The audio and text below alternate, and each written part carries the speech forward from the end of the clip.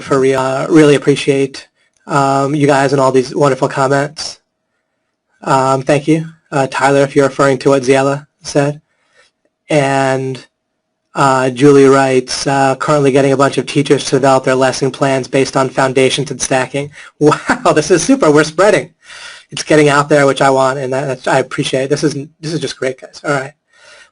Well, wonderful. I actually have, goals number 4 and 5, everyday absolute ruthlessness. That's so cool. That's in, I don't know if I've imported that into the specific alchemy area, if anyone's only in that.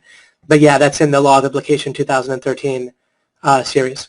That's awesome. That's so great. Yeah, that really captures it, and a lot of what I'm doing in alchemy is fleshing that out in a sense. So that is just terrific. All right, I actually have some good stuff. It surprises me every time when I think I have great overall stuff, but it's great when it kind of comes together for a particular webinar. And this is one of those times that at least I think it has. I don't know how correlated that is to whether it actually happens or not, but at least I'm in a happy mood when it does, regardless of how effective it ends up being. Let me go right back to the slide before I ended up taking the bottom line here that I added and putting it on a new slide and fleshing that out. But just to kind of keep things tied together, there's a number of things we were talking about last time, right? We're kind of doing a parallel thing where we're looking at how to know what's true, and we're looking at that in parallel with goals and strategy. We started in phase 1, particularly looking at goals and strategy. We introduced the idea of self-image as a type of like meta goals and cluster of goals and deep goals and so forth, right? Standards and norms that kind of serve as like pulling and pushing on what we want and how we feel and our goals themselves. So that's self-image. So it still relates to goals very strongly. It's not just about teaching you how to make yourself feel more confident. As you can see, I'm actually looking at how to change the game when it comes to feedback-based confidence and all that. And again, these kind of deep goals that are hidden that affect our more surface goals that we are more aware of without our realizing it. So we're really looking at goals, and we're going to continue with that today. I have an insight about goals that is holographic. Again, it's contained. It won't be fully new, but it also will be probably a new angle or somewhat new angle on things that might be particularly like an aha thing. So there's the goal track and there's the how to know what's true, and the goal track is nice because it shows like a very practical and tangible use, and it is where I really use. I'm discovering more and more that in practice, the whole idea when I talk about how to know what's true, seeking understanding, it's really about goals, right? Which ones I want when, and again, what I'll share in a little bit will further show you how intertwined those two things are and how that's my focus. It's not like my focus is on like reading a news article and trying to figure out that what the reporting says is really true or not. Like, it's not that type of thing. It's nearly as much. Or it's not like I'm solving a murder or something like that. It's much more about trying to figure out what I want to do regarding my goals and other people's. And it's not about setting goals. It's every moment you're dealing with potential conflicts with goals within your own mind and then in other people's. And that really captures, that's kind of a bit of my aha thing. I guess maybe I can skip to this here. Okay, this is pretty great. Making sure I'm showing my screen, recording and all that. Okay, everything looks kosher. I'm not muted by accident or anything. All right, so I wrote how to know what's true, and the following rest of the slide is not explaining how to know what's true, but it's tying it in even further with goals. So what I could have said is, if I wanted to write a lot more, is in practice, here's perhaps the most important, most common use and why it just matters so much practically, the idea of how to know what's true. And it's this. I'm reading from the slide now. It primarily matters because of the massive ongoing problem, when I say you face, I mean you and me, face of conflicting goals. And then I wrote, a little bit smaller print, the fine print, the ultimate block to our success. I know we might hear that type of thing, here and there, this is so important, that's so important. But I'll read this and then I'll say something about importance, actually. But the ultimate block to our success and happiness involves our relative inability to deal, and when I say relative, I mean as it gets better, then we'll have more success and happiness, and to the extent that it doesn't get better or it starts out worse, then we have less success and happiness. So the ultimate block involves our relative inability to deal with conflicting goals in our own minds. And when I say deal, I'm going to mean dissolve, resolve, and that sort of thing, not just like sit there fighting harder. Our relative inability to deal with conflicting goals in our own minds and regarding the minds of others, which in practice for you it also means dealing with when there's conflict between either a goal in your mind or just the appearance of your communication and a goal in someone else's mind and so forth. All right. What I just wrote has been within what I've been saying all along in a sense, right? Who knows, I might have even said something that's almost exactly this. But there's a way that it kind of hit me with an additional clarity, and that saying it really straight out in this way I think is going to be helpful. That, because I had another slide even prepared before Saturday, like before the previous webinar a few days ago. Let's see. I just wrote this. I'm just going to refer to it, and I'll go back to where I was. But I wrote time management as vector management, and a vector is like a force in a direction. So if someone's nagging you, or nagging you, or just excitedly saying, "Let's go out to eat," while you're trying to get yourself to work for a little bit extra, then that's like a force pulling you away from finishing your work. I'm not even saying it's a bad or good force, but it's clearly a force, right?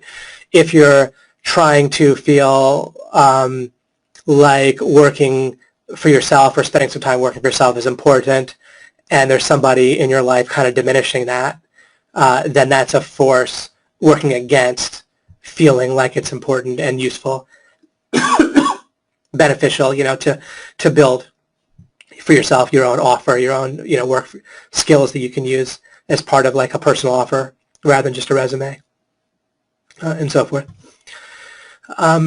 Okay, so vectors, again, is just like kind of communications or trigger, like things in your environment, your own thoughts, your own goals, pulling you in various directions.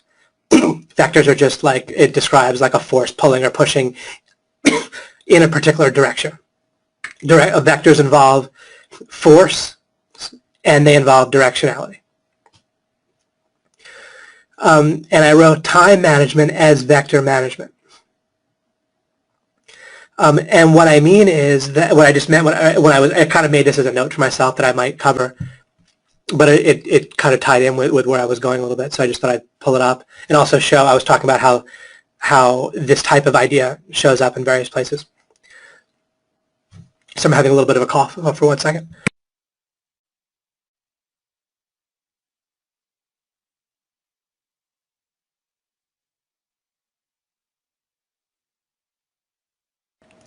I'm basically doing totally fine. I'm not really sick anymore, but just that residual kind of time where there's a little bit of a cough or something once in a while, especially if I'm talking. Okay, so this could be when you're just scheduling a block of time, or it could be you do a task so it's not niggling at you.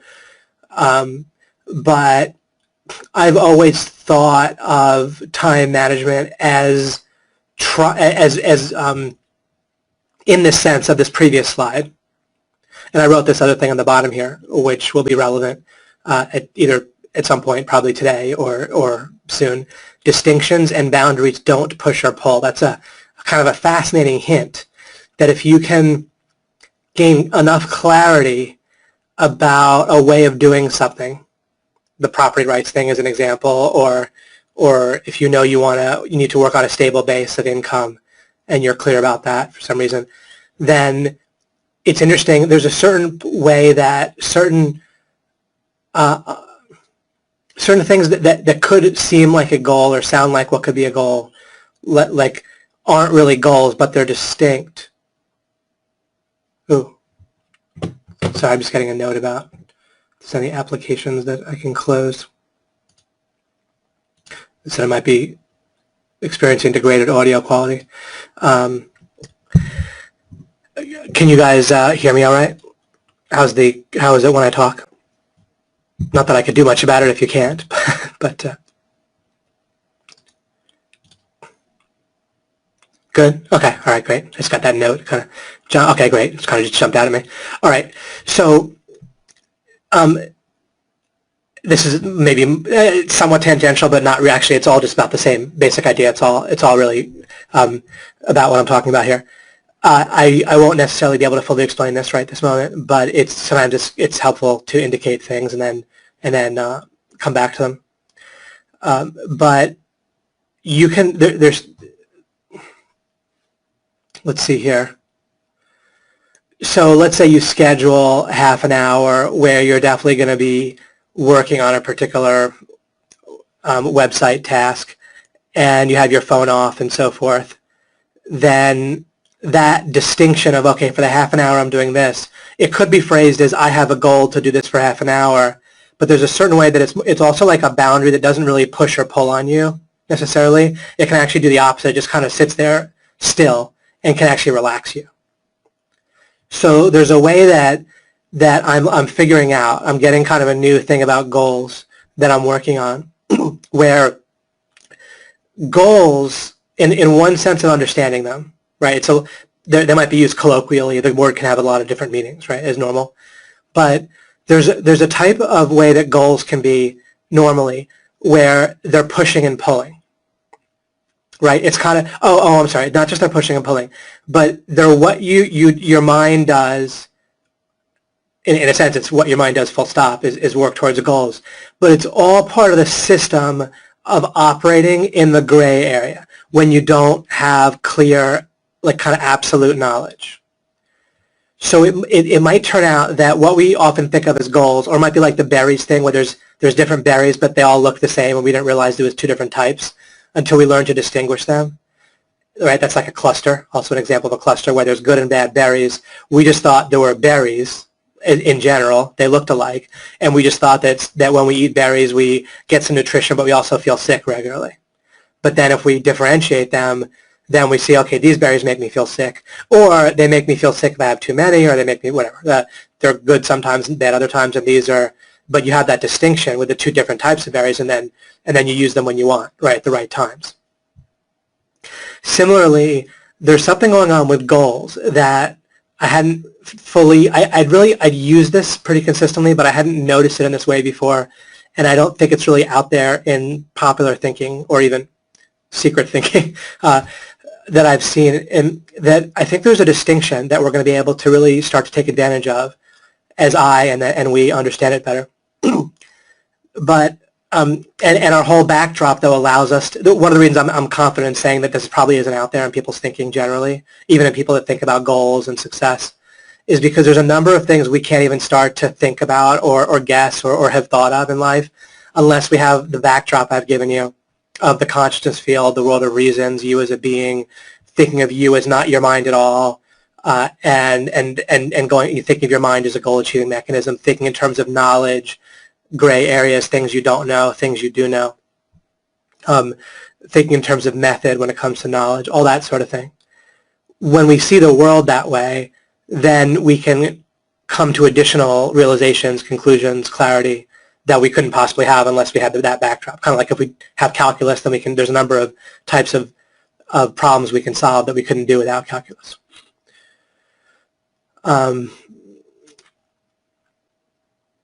So when we understand the world with that backdrop, then there's a certain type of way of goals that is what we normally think of as goals. That's generally going to be something that only exists within a gray area when we're trying to accomplish something and we don't know, or the situation. And certainly we can see that because goals make sense to be future oriented. There's a certain things we can't know about the future. Right? Pretty much basically we can't know the future. When I say there's certain things, we can know things like if in the future I was to add 2 plus 3, I would get 5, right? So we can know things like that. We can know like conditional statements like that.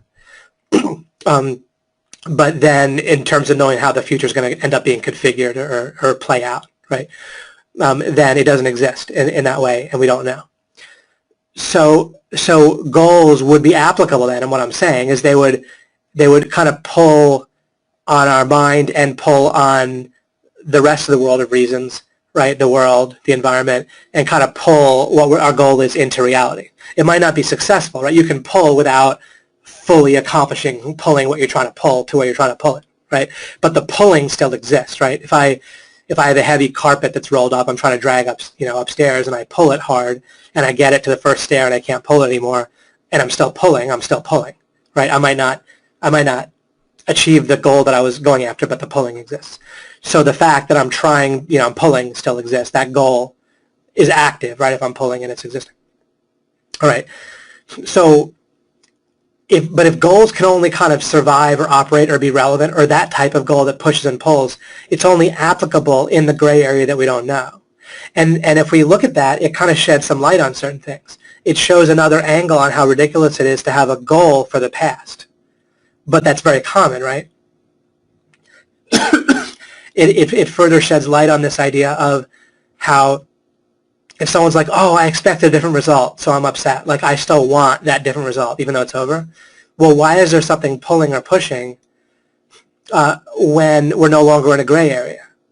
When we see that goals only make sense, right, that can only really exist in the gray area, and otherwise they just exist as contradictions, like they're inherently contradictory outside of a gray area. And like believing in them is just sort of believing in and acting on a contradiction every time, whenever it's not a gray area. And then we can also sort of start to see and feel how a boundary, which can come from a distinction, right, a clarity about something. And keep in mind that you can have a boundary that's distinct without having full knowledge of what's on either side of the boundary. So you don't need full knowledge of like everything about something or even a geographical location to have a boundary or a fence, right, or something. You just need to have the distinction. Or have a few points, like I talked about last time, where you can tell the difference between one thing and another. And if it's clear you want one and not the other, there's a way. Now, again, if it's something you're trying to pull into the future, then that introduces that. But there's plenty of things that end up being like, I use the word heuristics, which is like a way of operating. There's plenty of heuristics we can figure out. I wrote that on the screen, H-E-U-R-I-S-T-I-C-S. There's not really a great perfect synonym for that, but there's a phrase like a way of operating, a way of doing something. Protocol is sort of like that. There's heuristics, and I've given you a lot, but I'll show you other.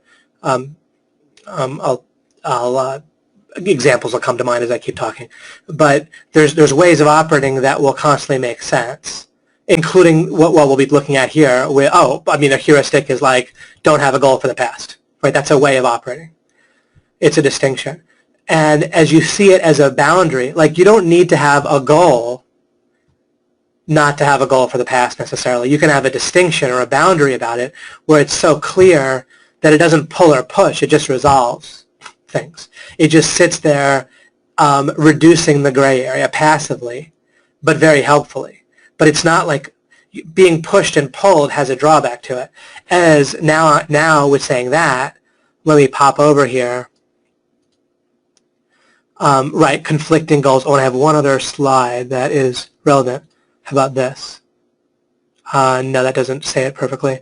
Okay, let me see what I have here. There's this. Nope. I'll come back to that.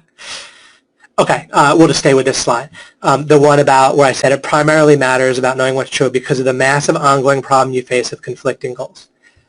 So the big kind of total aha here, potential aha, doesn't have to happen right this moment, but this is, I think, going to be really cool for you. Specifically, listen, we're not going to want to have two or more. We're going to really want to have exactly one actively triggered, actively working goal going on for ourselves at any one time. And when we're working with other people, when we're involved with other people, we actually want the same thing, sum total, with all the people that are kind of currently operating together. And I don't mean with anything like this, it's not about feeling bad that you don't accomplish it, of course, right? We're just knowing what we're going for here. And as I said, I'm going to keep looking at this idea about boundaries versus these active goals that are pushing and pulling myself, and try to I have a pretty good inkling of the difference. I might even talk my way into it partly in this webinar. But what we're looking for is to get clarity about things where something we might have otherwise called a goal, we see it as like a boundary or a heuristic or a distinction, where it doesn't push and pull at us. It just kind of calms things down and actually makes decisions easier and makes what we're trying to do in the moment and make decisions and operate with whatever other goal we're working on. It makes it easier and more clear, where when you reduce the gray area, the amount of decisions you have to make and the way you're kind of looking to try to figure out how to get to the answer, then just like crossing off dead ends in a maze, it just makes you kind of calmer, more confident, more effective, more efficient, everything, right? So there's a way that as we learn to transform these pushing and pulling goals that are kind of multiple goals in the same gray area, which just causes stress, confusion, inefficiency, we want to get down to where we boundary things out and we clarify, so that at any one moment there's one active goal going on and the rest is boundaries or really as a boundary, so just sequestered till another time. And there could even be like an open, like let's say you're watching a kid, a child, and they're mostly fine, but you need to kind of keep an eye out in case of an emergency, and then you're working on something. You can have like an open alarm system, an open eye, whatever, towards a trigger where you switch priorities. But that in and of itself is a way of operating. It doesn't need to push or pull at you. It's just, oh, there's a signal. I need to switch my attention to the child, right? But until I do, then I have my attention or the active goal on what I'm working on my computer or my mobile device or whatever. But in practice, it comes up constantly where people have multiple active goals in their own mind, and then especially with other people they do, like going on with them, right, that they're interacting with. And this clarity about this and explaining it this way is something I'm realizing before this webinar and on this webinar, but it's definitely a major way that I operate and that I've been for a while in my mind and so forth. Like I've just kind of looked at the situation and seen it this way, but realizing to explain it this way is pretty helpful. That we actually, and again, this is like another type of heuristic or boundary. When you understand something in the right way, again, it switches from this thing pushing and pulling and causing more conflict and confusion for you. It switches into a boundary that reduces the confusion.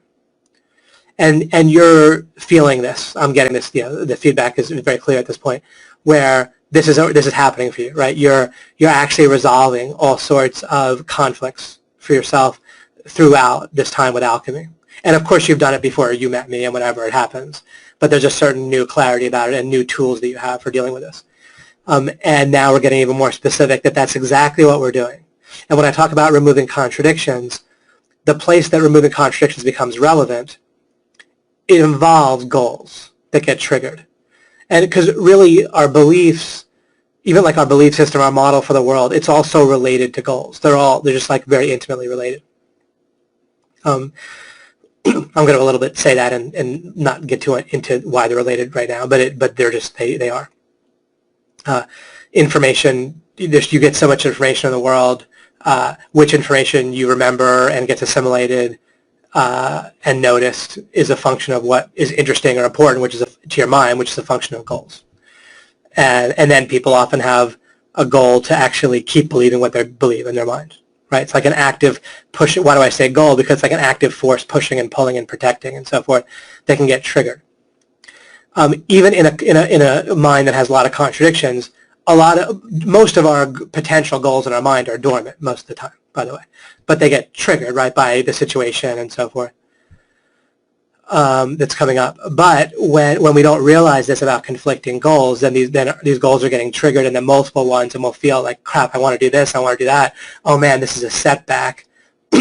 I planned on doing things this way, so the goal is still active to do things as if there wasn't this what's called a setback. And now we also have to deal with a setback. So it's like I have a goal to deal with a setback, plus I have my original goal to like accomplish my main goal as if there was no setback, as if the setback kind of never happened. And what we want to start to do is ask and then answer, well, how do I do this? How do I get to where I have one active goal? Right? If we have 0 active goals, then it's not really, there may be times like when we're sleeping, right?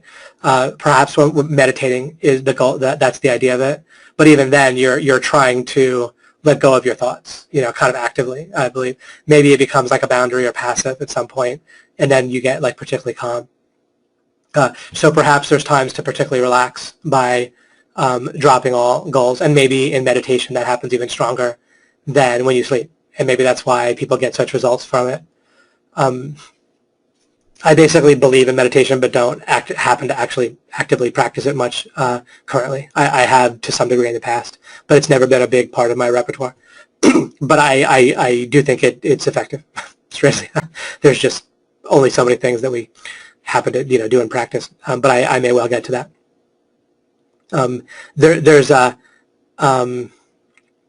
I probably sort of passively or somehow do something kind of similar to meditation. I tend to be aware of my goals and aware of dropping them and taking them on and intensifying ones I want to intensify, dissolving ones I want to dissolve. And so that probably gets me somewhere similar, but it might be I should actually at some point, when I say should, I'm calculating that it will be worthwhile to try out, seeing experientially how adding some actual meditation fits in. All right, but with meditation, you're kind of dropping it all, right? You're throwing the baby out with the bathwater, in essence, and that could be beneficial for a time, presumably. I don't know for sure, but it seems very feasible that dropping it all would allow our brain to relax, our mind to relax, and our body, therefore, in a certain way. I like participating in massage, giving or receiving it. That's very similar because our body kind of stores goals and tension, like kind of goals and thoughts and so forth, literally in our muscles too. And that's why massage actually releases like active goals. And that's why it's so pleasurable for so many people, including myself. Although I don't really have a lot of tension when I'm massage, it's just more, it's obviously the other thing is just intimacy is nice and touch. Okay, let's see here.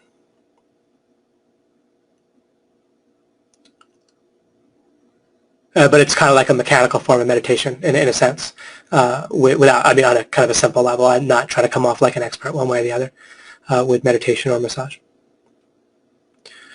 Let's see here. All right. So as we delve, and now what I'm going to do now is go and take a look at another one of the ingredients of that you're going to use in knowing what's true. But we'll combine it to a greater or lesser degree. And I'll be developing all these themes. There's a major theme I'll be developing. And really I always have been, but it's kind of further develops the theme of goals. But this is what we're doing with the methods of knowing what's true. When I talk about matching and fitting and how our brain twists understanding, what we're trying to do is we'll be pulled in two different directions. Now we can notice that, and then we figure out, and I've already given you tools, right, for this to a large degree, and I'll keep giving you. But what's the building block I want, right? What's the objective? When I talked about playing to win in the 10th webinar, and when Jamari referred to, he likes my videos on ruthlessness in the 2013 series about goals, then you're setting yourself up with boundaries and clarity so you can kind of go after one thing, only in one space, in one kind of mental space, in one time space, right? And that is so much of how I get where I am. And this is so much at the heart of how I have such effective relationships, and that I don't worried about them breaking up. And it's how I get effective results all over the place, is I'm constantly identifying and clearing the way to work on one thing in some kind of boundaried off space, by both time and even my physical environment. It's such a difference. Like if I'm working in my office, in my basement, and if someone comes down and they're sort of waiting for me to finish, then my whole body feels different, right? Why? Because I have two goals at once. I'm trying to finish what I'm doing, my email, my communication, make sure that I don't get it wrong, right? A lot of things I do, kind of doing it kind of precisely and getting things right is a lot of what I'm involved in, especially getting communications right and decisions right and so forth. It's not really a lot of template-driven stuff. I have heuristics. I have a whole bunch of things I understand, and then I apply them kind of freshly to new situations and think them through carefully and get them right. But then if there's someone else kind of waiting for me physically in the space, and I'm using this as an illustration of what I mean by boundaried by both space and time, not being like metaphysical or mysterious here. I just mean like in my basement, if someone's physically there, I can totally feel it. And I'm not really used to feeling tension, so I notice it when I do. It's kind of funny, right? I'm generally relatively or probably extremely, but not perfectly, stress-free. Again, because you don't have stress, you just kind of have a nice inflow kind of excitement when you're working on one thing. The minute there's two, it's fascinating. I mean, all it takes is like a person kind of standing there waiting for me to be done, even politely, like totally politely, totally like it's okay, but like they're waiting, and now I totally feel differently, right? And I'll often actually be less effective. Like I can see the results. Sometimes I'll make more mistakes and so forth in what I'm doing. I'll be more prone to messed up links in the membership area, when I'm putting stuff, updating that and so forth.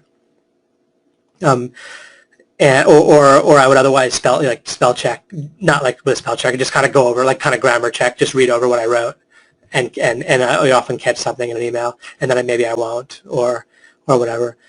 So my body feels different, and I'm less effective, and of course that's always going to be the case when you have conflicting goals. You can even do what people call multitasking, and it could sometimes be effective depending on what you're trying to do.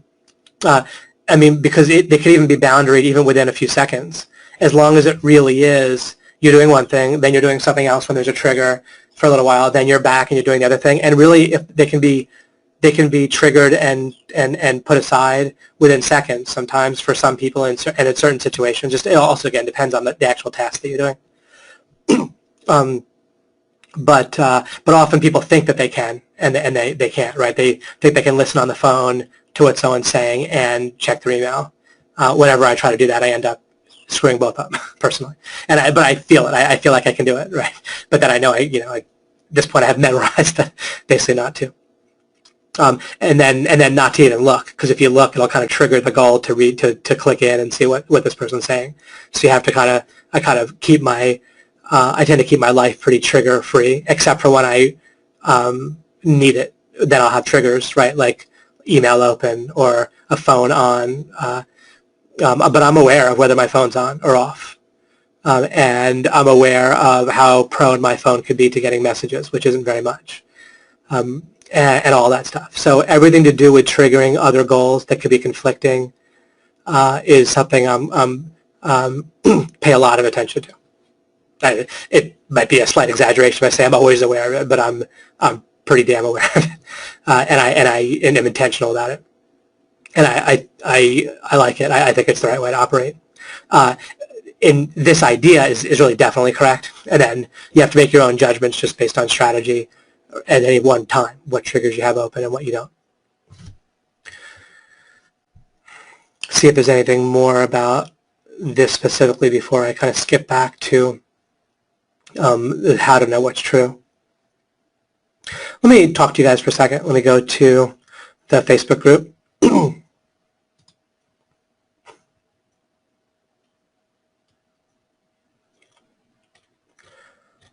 And then I'll have one more idea to talk to you about. That's like one of the how to know what's true ingredients that I haven't talked about yet.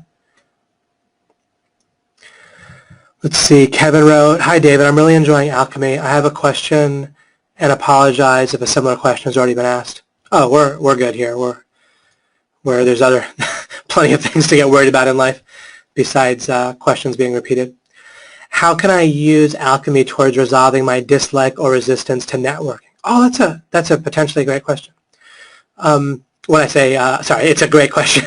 It's a potentially one that I'll be able to answer effectively now, potentially not. We'll see.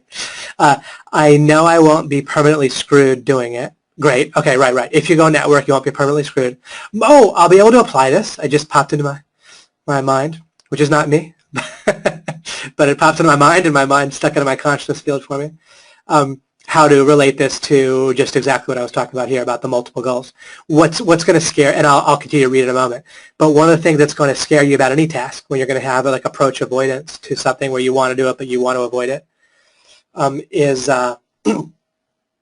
is we'll feel afraid of, like, in essence, we kind of fear getting stuck, right? But really what gets us stuck is conflicting goals.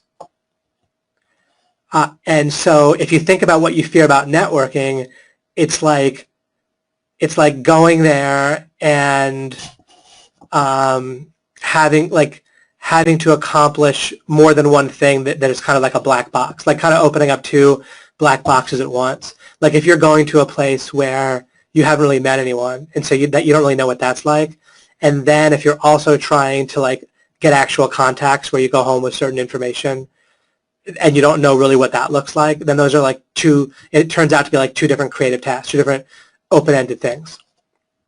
Like you want to go there, because when you show up at a meeting with people, especially that you don't know, then you sort of are going to have a goal for them not to just reject you, or you'll have a goal to like not screw things up, right, with them. And naturally, not because you're wrong, just because that makes sense, right? And then if you have a second goal, which is to make contacts and to feel like you accomplish something that way, and especially if your goal is to like make a feeling of like good contacts, you know, people that are kind of already starting in your sales funnel, so to speak, then that's actually two goals, and that feeling that's going to come from that is what's unpleasant. This thing about the multiple goals is going to be just shattered, like incredible, like earth-shattering. Is again, it's been within what I've talked about, but probably this will hit a lot of us with renewed clarity. That's going to be something. That I don't mean that fully answers your question, but it's a really cool tie-in to what I was talking about, and it's kind of a one angle on the full answer to your question.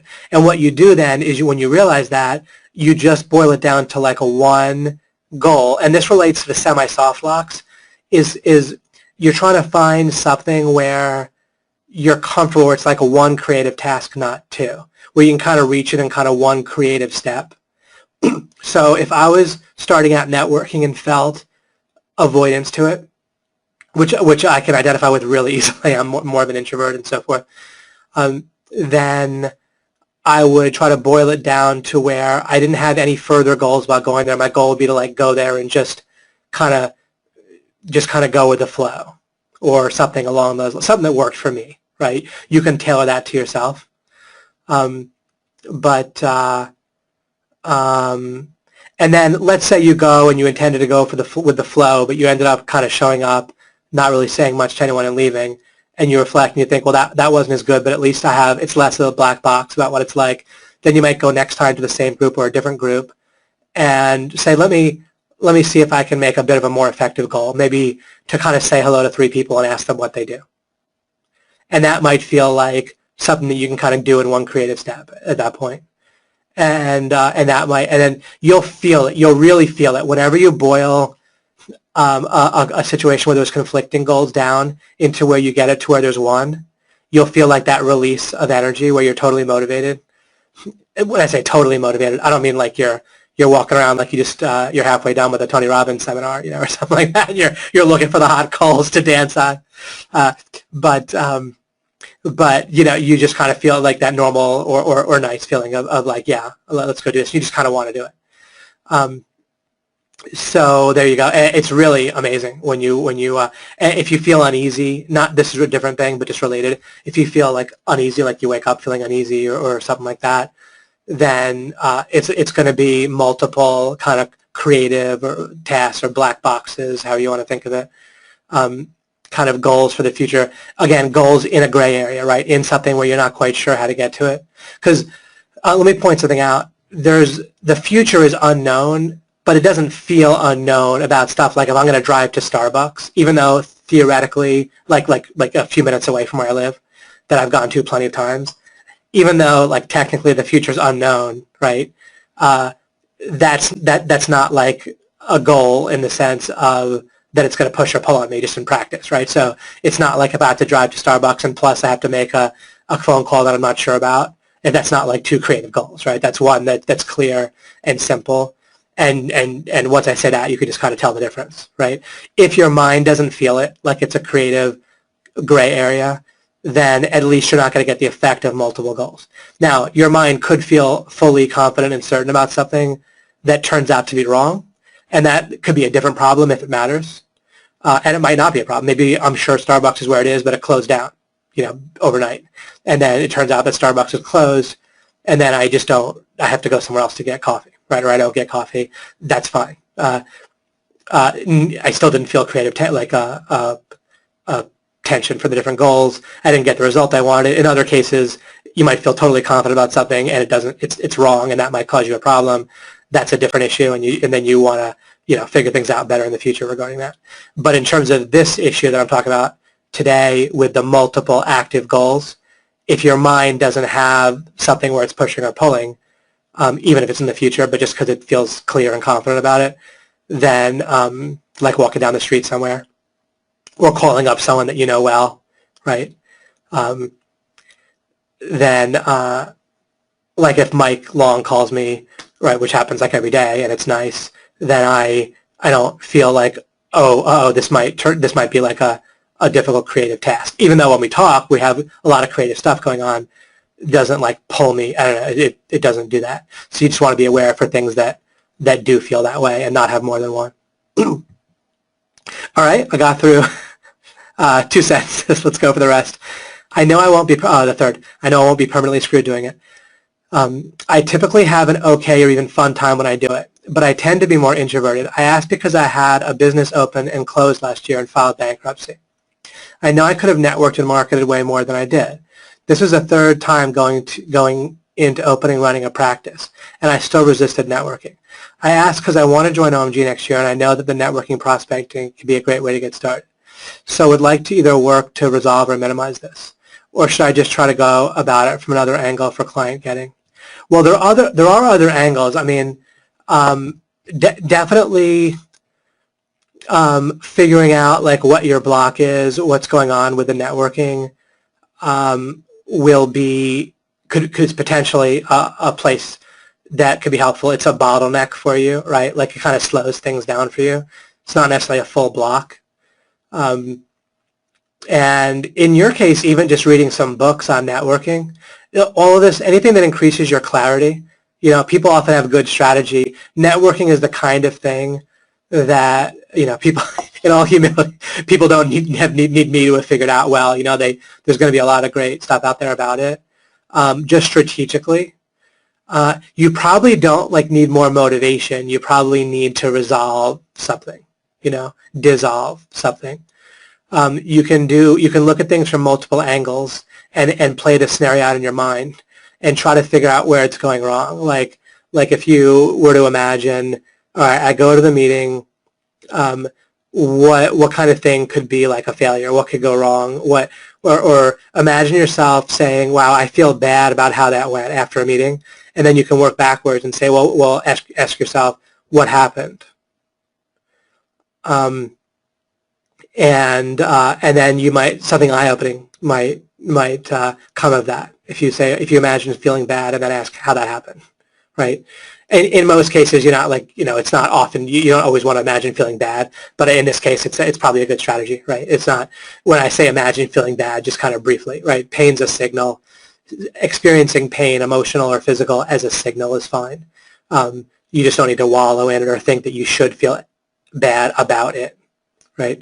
So I'm not saying feel bad and then feel worse, but just imagine feeling bad afterwards briefly, and then ask yourself what happened.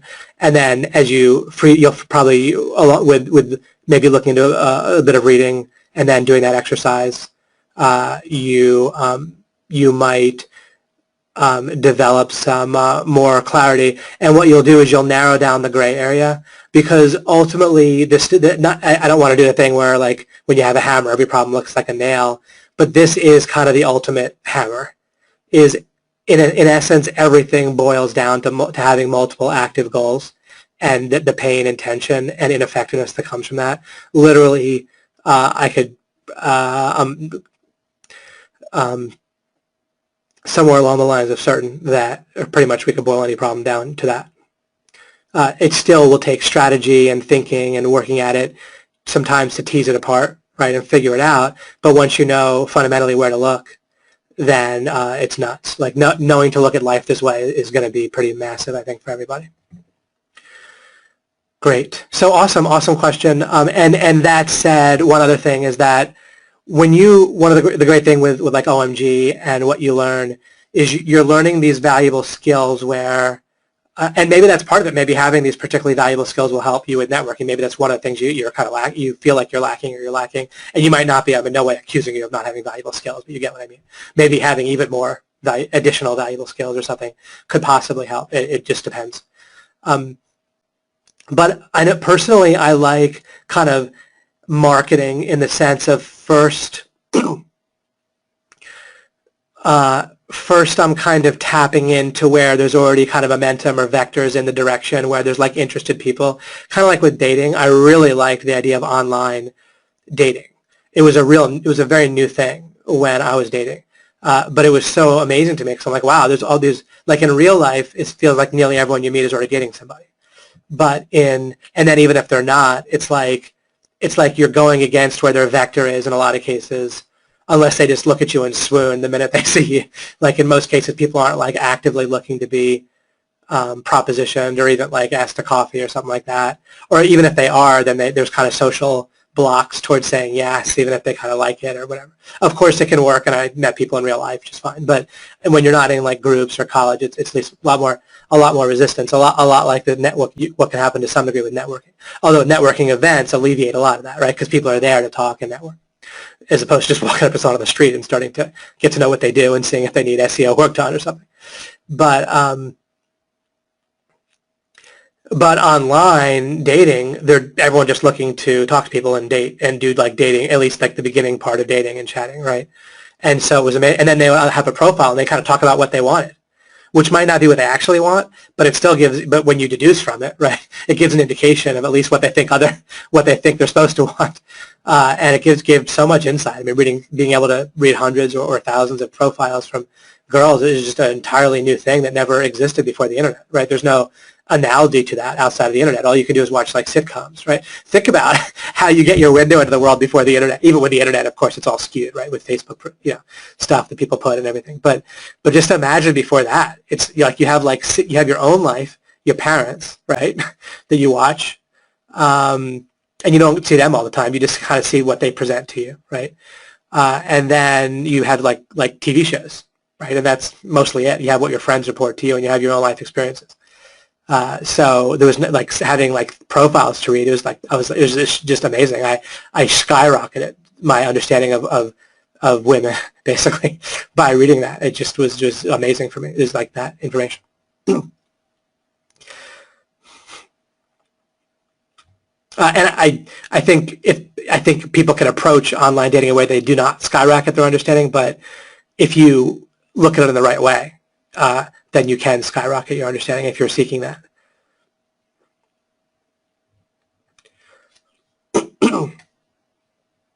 Okay, it looks like I was breaking up for a couple of people. I'm sorry. Hopefully the recording. I always have a recording on my computer, which is good. And I'm not getting that message anymore about the sound. Jim Crane wrote something that might be helpful for Kevin.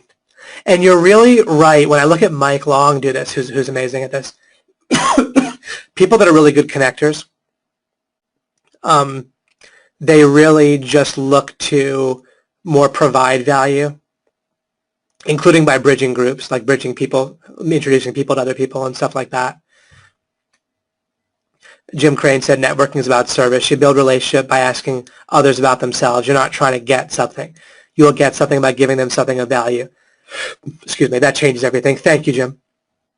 Great insight from Jim. It's pretty obvious that Jim must be quite good and successful with this.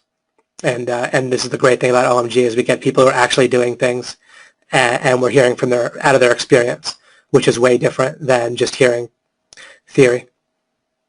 Oh, that just reminds me kind of randomly of something that I was talking about earlier. from me, I want you to be aware of this. One of the big value propositions that you're getting from me, and I get this, I'm saying this mainly for your benefits, you don't miss it, not because I need even more pats on the back from you guys. Not that I ever mind those. I accept all pats. But just so you get the kind of the full value, a big service that I do for you, like when you're getting information, right? There's a number of sort of potential bottlenecks for that information. One of the big ones is like whether it's correct or not. And that is part of my service, is the correctness. But actually, there's a hidden thing that's even more of like a unique USP, like unique selling proposition for myself, or kind of a unique benefit. And in this case, I don't mean like unique for the world, but just something I'm particularly good at. And I'm not even claiming it all perfect at or whatever, but it's definitely a strength of mine, is in not just what information is correct, but what's important. So literally the very fact that I'm covering something, this is where so much of my effort actually comes in, and it's why structure is extra difficult for me. Structure is really easy if you don't care about importance, right? It's very easy to come up with like a whole course, all of which has points that are potentially useful and so forth, right? I can give you a checklist, 20 different ingredients or ways to think better, right? And they could all be basically correct. But the problem is that if you don't get importance right for people, it's wildly less effective than if you do. Right? If I can say it really comes down to this thing, and let's look at it from different angles, rather than like there are these 20 things that are all helpful, that sort of thing. But and be aware, be wary. If I say something and it seems like it's not important, then you might be right. Again, I'm not claiming infallibility, except in certain areas. Like if I say 2 + 3 = 5, I'm very confident of that. But double check, like kind of have a red flag or a second guess. The times when something I might say seems like least important, or when you might want to ignore it or not even realize you're doing so, but do that, then that might be the most valuable thing for you, because I'm actually telling you something's important that feels very unimportant to you in that case.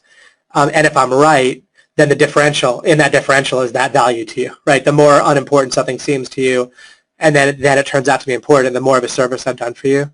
And again, I want you to get that service. I love the pat on the back, but especially I don't want you to miss out on that. So you can miss out on the biggest values that I have for you, because of the importance thing is the bottom line thing that I'm going to do for you. And so like watch for that. And when I say, sometimes I'll say this is important what I'm about to say, right? And of course those times in particular, and even going back, because I can say that, you can hear it, you can agree, but it can get lost, right? It's on the 6th webinar, or I'm just picking one at random, right? And we cover more stuff, and there's a lot of stuff. But there really isn't that much stuff in alchemy. It's constantly, in essence, more angles and building on one way of looking at it is a few like key points that are so important that I'm trying to keep looking at them, right, with you from different ways. So I remembered that. I started to talk about that earlier in this webinar, and then Jim reminded me with what he said. You're welcome, Kevin. You're very welcome. Three's Company, that's where I learned my dating expertise. That's awesome, from the sitcom Three's Company. Mahir wrote, in terms of setting non-conflicting goals or distilling many goals into one main goal, I've been having trouble prioritizing. Right, exactly. But that's great. The first step is to, just to make a tongue-in-cheek joke, like admit you have a problem. But that's a great thing to identify, and that's why we're learning about thinking accurately. There's books that talk about like how to think or how to think accurately, but they're not really in demand that much, and they're not really necessarily that effective for like helpful for people to read. Although they're probably more helpful than they think. Actually, they're probably decently helpful for people compared to not. But when we realize that it's about getting your goals right, because we need to have one and only one active one at a time in a particular time and space. And when I say need, never in life do we want to feel bad about anything, including something being suboptimal, right?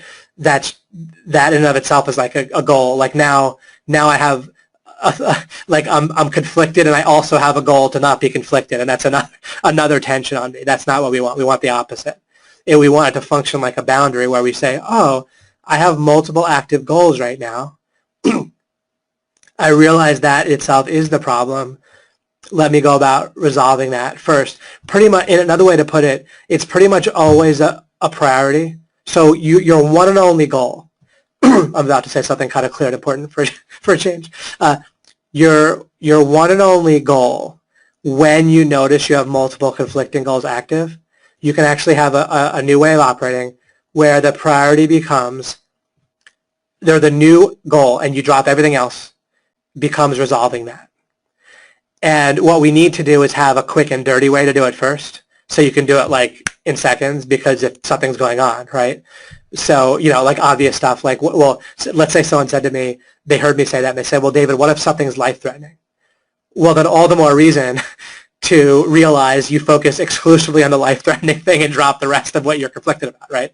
And really, we don't have that problem if there's something life-threatening. We generally will drop the other goals and just deal with the life-threatening thing. So you see that what I'm saying isn't going to be a problem.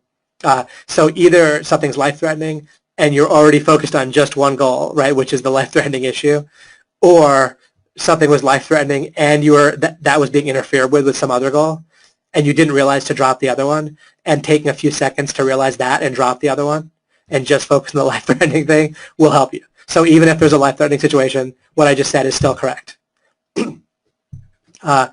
So again, we have a new fundamental way of operating. Whenever there's multiple conflicting goals, it is better to deal with that.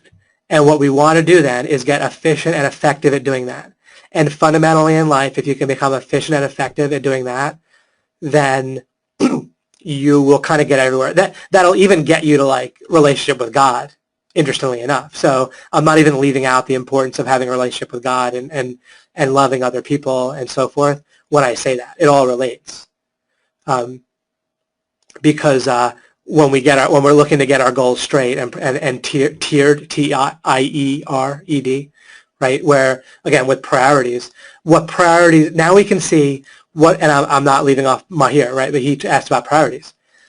When part of how to think, and I referenced this in the last webinar, I believe.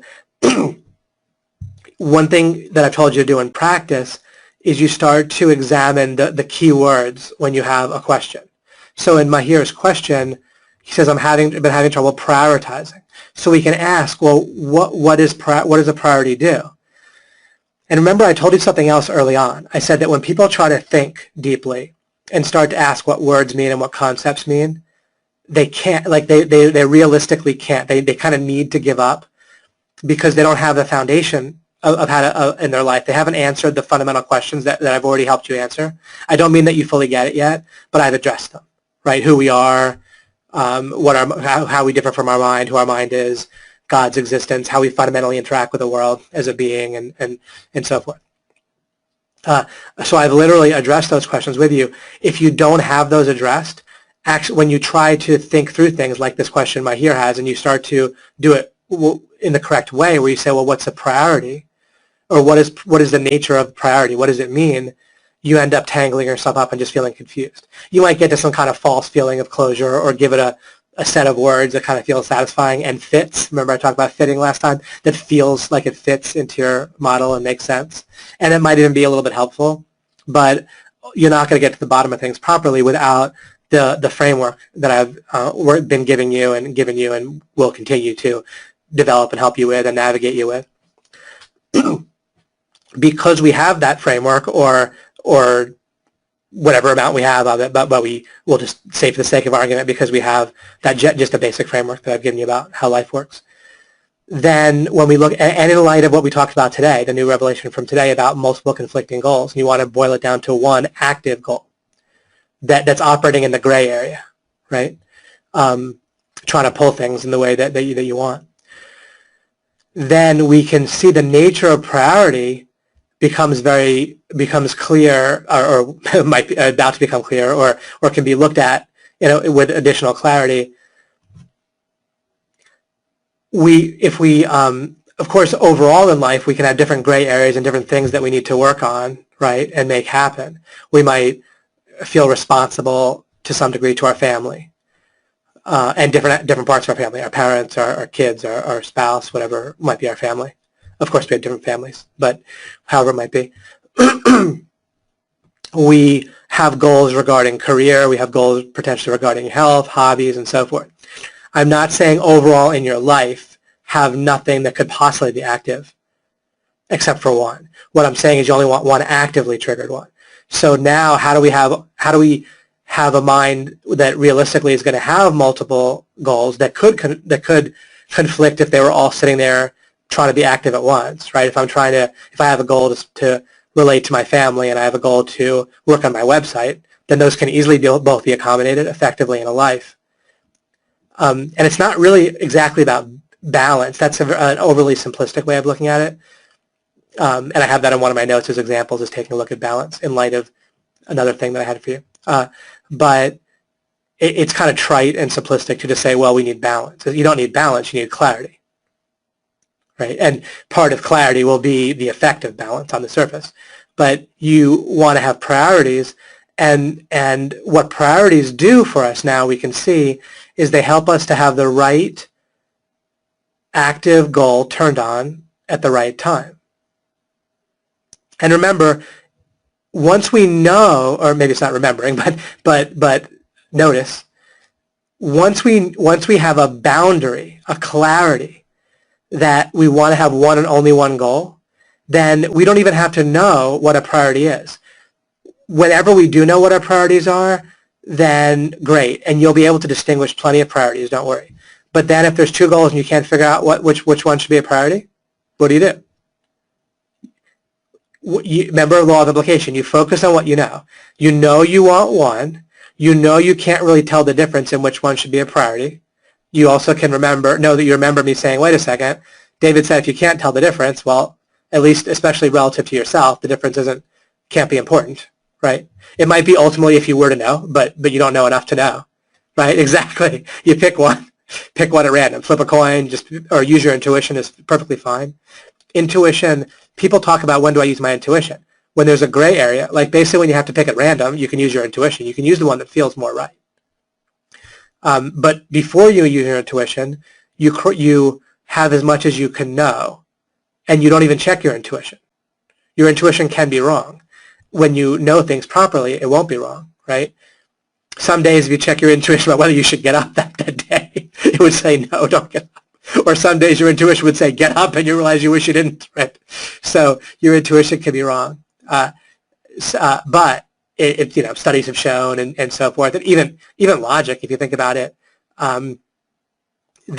what you want to do when you think, like consciously, is focus on what you can know. But second guessing in the gray area can actually, and usually studies bear this out, you guess worse, right? So if you're guessing, intuition's fine. But really life isn't about guessing better. It's about narrowing down where you have to get, like the parameters and the boundaries and all that are out guessing. and then whatever you guess, you'll pretty much be all right. This is the way it works for me, and the way it obviously logically works well. I'll read Mahar's exact question in a moment, but this is all good. So priorities help you, and priorities don't need to be like absolute. It's a mistake to think, okay, my wife is an absolute priority over my career, or vice versa. And that very idea of the possibility of that can be poisonous in both relationships and career. Instead, and then you also don't need to think in terms of balance. You could just think in terms of strategy, right? Like the effect is one of balance. I don't mean that balance is not some terrible thing, but it's not like you're striving for balance. You're just striving for the correct amount of each, the ideal amount of each, which again, it might seem like splitting hairs. It's not a big deal. I'm not trying to die on the battlefield of quibbling about balance here or whatever. But you're just trying to get it right. And how do you get things right? You cross off as much black or white area as you can, right? You make distinctions, and and then you guess within the gray area, right? I know that spending 10 hours a day right now with my family is clearly not going to make sense, and I know that spending less than 1 hour is not going to make sense, and so then I eyeball it in between, right? And and really, or just whatever. And if I want to spend 10 hours a day with them, then I just build to that, right? So I can have that goal where I'm trying to create it. But again, one thing we can do is we can set goals where they're actually not actively pushing or pulling on us. They can instead be used, I know. We can have goals that we use when we're planning, and they're only active when we're planning. So a goal like getting to where, this is pretty profound actually. It just kind of occurred to me to say it in this way, but because of all the other, again, like the gray area resolved itself for me while I'm talking because I have so much colored in, right, like black and white. So I have so much background. So some goals, like if we were to say I want to spend more time with my family, rather spend roughly 3 hours a day instead of roughly 1 hour a day or more, or I want to wake up in the morning and think about them first rather than work first, then what we do is that goal can be active while we're planning. I've never realized to explain it this way before, but not active while a different time. We're not active while we're spending time with them, not active while we're saying goodbye to them, not active while we're working on our career, not active even while one of them is saying, I wish you'd spend more time with me. You can be calm about that because it doesn't need to trigger an active goal to spend more time with them. You can say, I do want that, and I'm planning for it, right? And then it's active while you're planning. It's pushing or pulling on your planning, but in an effective way, like it's coloring, or it's an ingredient or being added, like alchemy into your planning, or whatever. But again, it can push or pull just at the right time. And maybe there's something we can discover about planning where you overall have kind of one vision about how you like things to be, and then you're looking for how to make like a lot of my plans, by the way, it's not a roadmap, it's identifying bottlenecks, identifying building blocks, right? It's not like I'm not looking to make step-by-step plans. I'm looking to get a sense of importance. Just like with these webinars, it's not so much about step-by-step, it's about identifying what's important and building around that. Thank you. Appreciate that, Sean.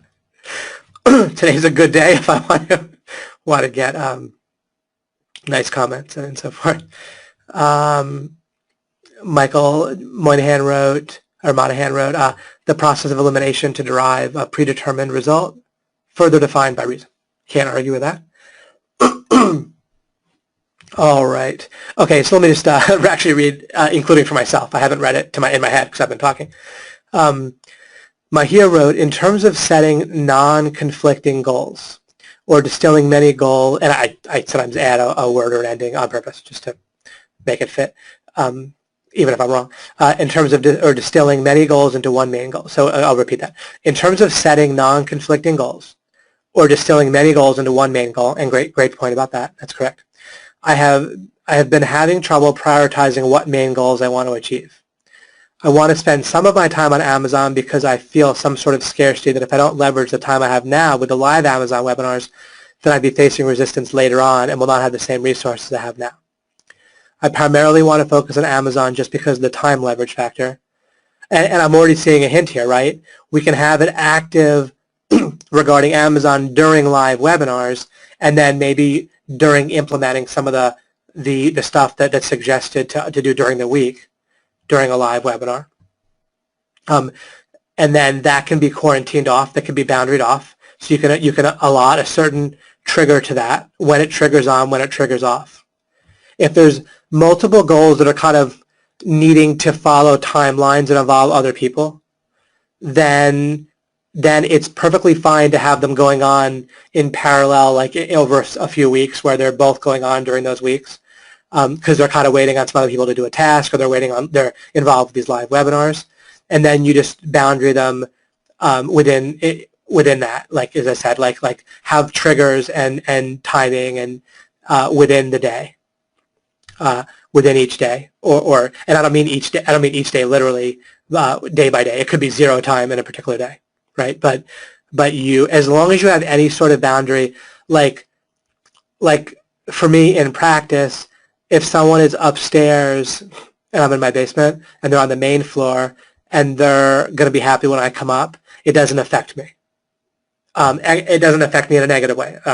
I'll complete my work efficiently and then go see them, and it's all fine. I don't mean it doesn't affect me like I don't care. I can care about my son and my wife and be happy to do what I'm doing efficiently and go up there when I'm done. But it doesn't make both goals active for me in a way that's counterproductive, or either with my feelings or with my actions. So just them being upstairs is plenty versus in the room, physically in the room. Similarly, you can start to notice what is actually effective for you in just having one goal triggered and on and off at the right time. And it's, I think it's not, I'm not belittling anything. I'm not trying to make it sound too easy, but it's pretty doable. Like, and especially on like a continuum where a lot of times you can turn goals on and off, I think, with just some awareness of things. A little bit like what I illustrated, right? Where they're just upstairs. Or if you just picture or say to yourself, okay, I'm going to work on this for half an hour and then I'll get to the next thing.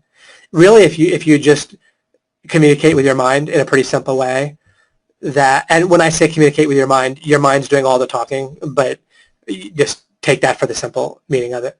I could say if you as a being lead your mind to communicate with itself would also be accurate, but it doesn't matter. We can talk normally as well. At some point, I'll elaborate on that. But sorry, I just got the genius of clarity. That's great. I'm glad I'm used to being the genius of confusion. So it's quite an accomplishment if I'm being appreciated for my clarity. That's a whole new day. It's a whole new phase of my life. Sorry, can't help that chuckle there. Let me not lose my thought. But I was saying that if you communicate with your mind, so to speak, where you're just like, okay, I'm going to do this until such and such a trigger, and then I'll switch. And your mind is like heard, then it can turn off a goal often and say, oh, okay, cool, we'll do this, and then we'll do that. And just saying it, you can write it down, you can picture it, you can say it with words, and you can just get a sense of what's effective. If you say it with words and it doesn't seem like your mind is getting it, then try to picture more of a scenario. Or you can write it down, or do something, but all these things communicate with your mind, or potentially communicate. It's not that different from talking to someone else, right? You say something in one way, they don't get it, you try a different way, right? And eventually you write it down on a big sign and you hold it up in front of their face. So whatever works, right? Let's just see here. And you want to ride, he's saying, also another reason to focus on Amazon is to ride a wave of trends such as Pokemon Go, Halloween, etc., with my Amazon coaches asking questions as they arise. By the way, another thing you can do is work through what would happen if you missed that and see how you can always get it next year or something like that if you wanted to. And you can also notice, hey, that is suboptimal. When I picture missing it, no, I don't want to miss it, because if I compare it, you kind of get a sense of resource management this way, right? Like another way to look at life is via resource management. And when you picture, all right, well, what would I miss out on if I missed out on it, and get that kind of clear. And that might not cause you to dismiss it. I'm not saying you would say, oh, I see what I would miss out on and that's no problem. I don't care. You might care. You might say, oh, I'll miss out on that. And then if I use my resource a different way, what will I miss out on, or what will I get? And then you can look at what you'll get versus what you'll miss out on if you spend all your time on, let's say, Google SEO stuff versus if you spend half your time there and half your time on Amazon. And then you just make a resource management decision. And you can feel comfortable with whatever decision you make once you kind of look at it with reasonable clarity. And once you look at it with reasonable clarity, if you can't tell the difference, you can say, look, either way it's going to be fine. And if I can't tell the difference, I can be comfortable with any decision I make, right? And I'll worry more about places I can tell the difference in life and just get moving. I can tell the difference with if I get moving or just sit here worrying about it.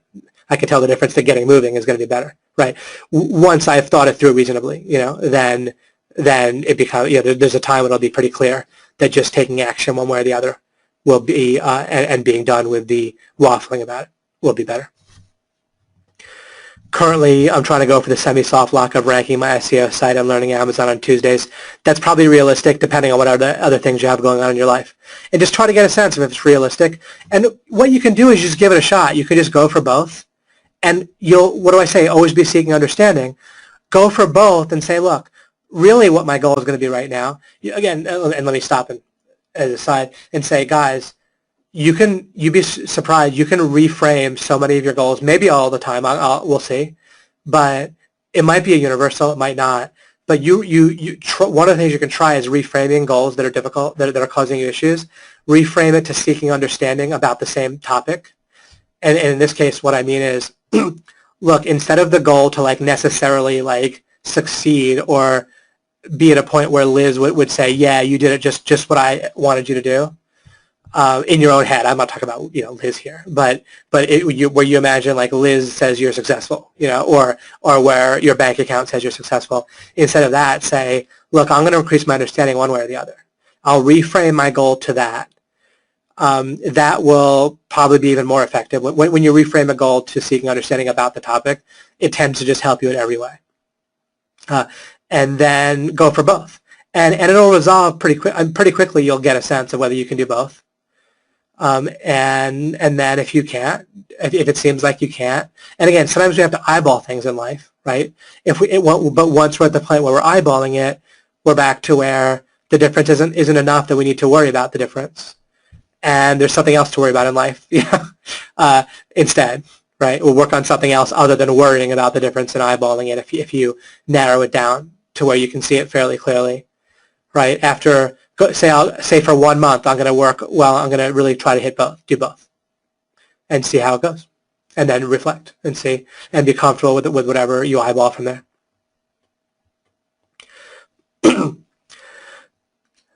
Clown. I just want to keep reading what Sean writes. There's certain compliments that particularly hit the spot, and that's one of them. Genius of clarity. I have it at least from one person forever. Oh, great. Worried me there, Sue, about me being muted, but we're good. Dudley writes, and I had that right with Dudley, right? I'll see if I get the top up here. Just checking. Yes, Dudley, great. Okay. Dudley, hi, David. This is a bit off topic, but may be helpful to look at some of the work of James Schwartz, Vedanta teacher. I presume meditation, right? He speaks about the apparent world. Oh, maybe just about how the world is, okay? Existence. You can find some of his videos on YouTube where he demonstrates that you're not your body. Would be interested in your thoughts about what he teaches. Yeah, I'm going to be looking to look into some of these things. There might be a week where I look into it all, by the way. It's not bad. I want to look into the book called The Field that Faith recommended. I think Mahir mentioned something too that I might look into. What we're generally going to find is things like, and I'm not saying this has anything to do with what this teacher, James Schwartz, is saying, but for example, the idea that like the physical world is an illusion, I'm not saying that, right? I'm saying something different and I think clearer and more accurate. It's not an illusion. We just want to understand how it's real and how it's not.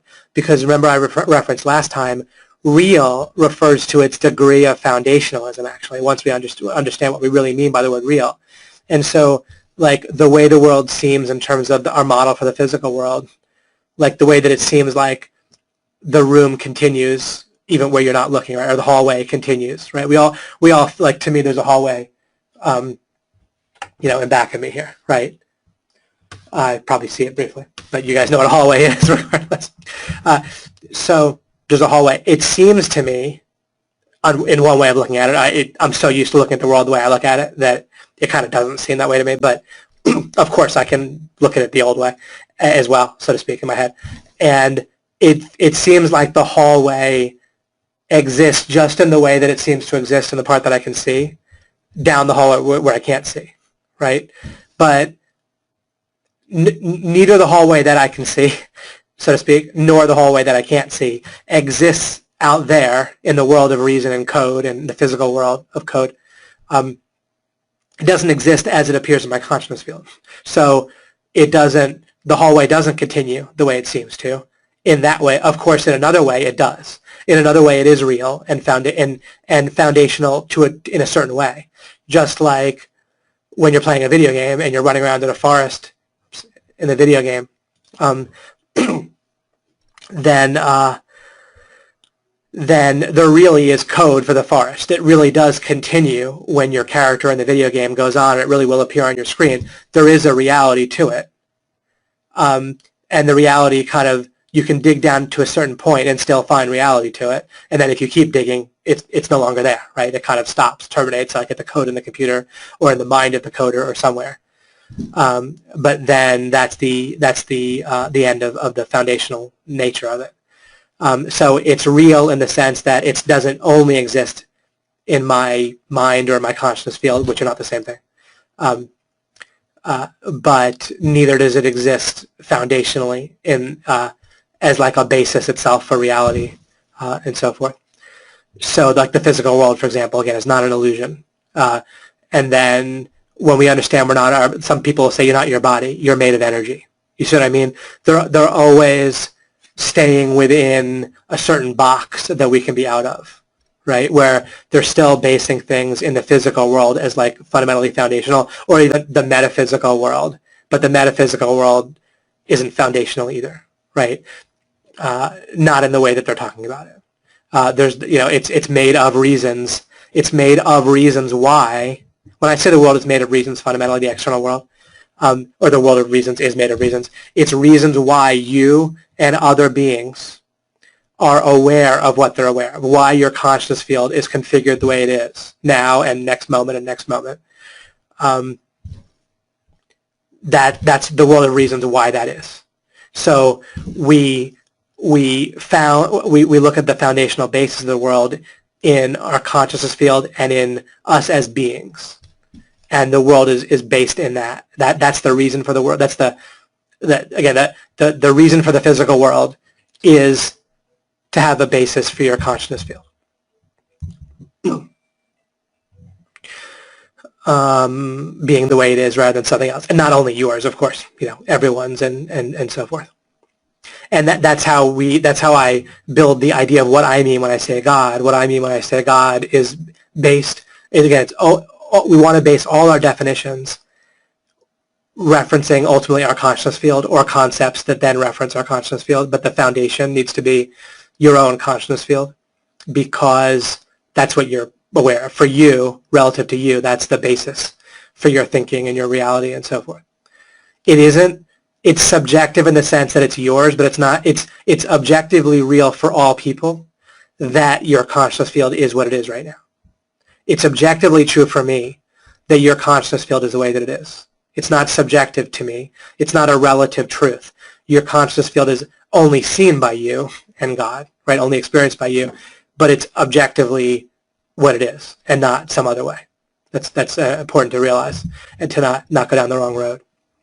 It might not be important this moment or for your week, but it's important when someone starts thinking about deep topics like this stuff, the nature of reality and so forth. When you realize that your consciousness field is objective reality and objectively true in the sense that it is the way that it is and not some other way, then you're starting thinking about it properly. And God is the cause, not the reason, but the cause, a being with actual power, an entity with actual power to change consciousness fields. And that's God. Or that's at least what I mean by God. Me defining that doesn't make it true, but thinking about it accurately reveals that it's true, if you do so. Maybe I will actually put off the next thing I was going to cover for the next webinar. I don't want to tease you too much, but let me see what Shema. Sorry, jumping around here. Let me see what Shema wrote. This may seem like a small goal, but I struggle with it for years now that I don't have to get up to an alarm. Currently, I'm a 12 a.m. to 8 a.m. sleeper. I want to be a 10 p.m. to 6 a.m. sleeper. So far, nothing has worked successfully to make this switch. Could use as a sample to work through it with Alchemy. Sure. First of all, only have that goal as a pushing and pulling thing actively triggered when you want it to be.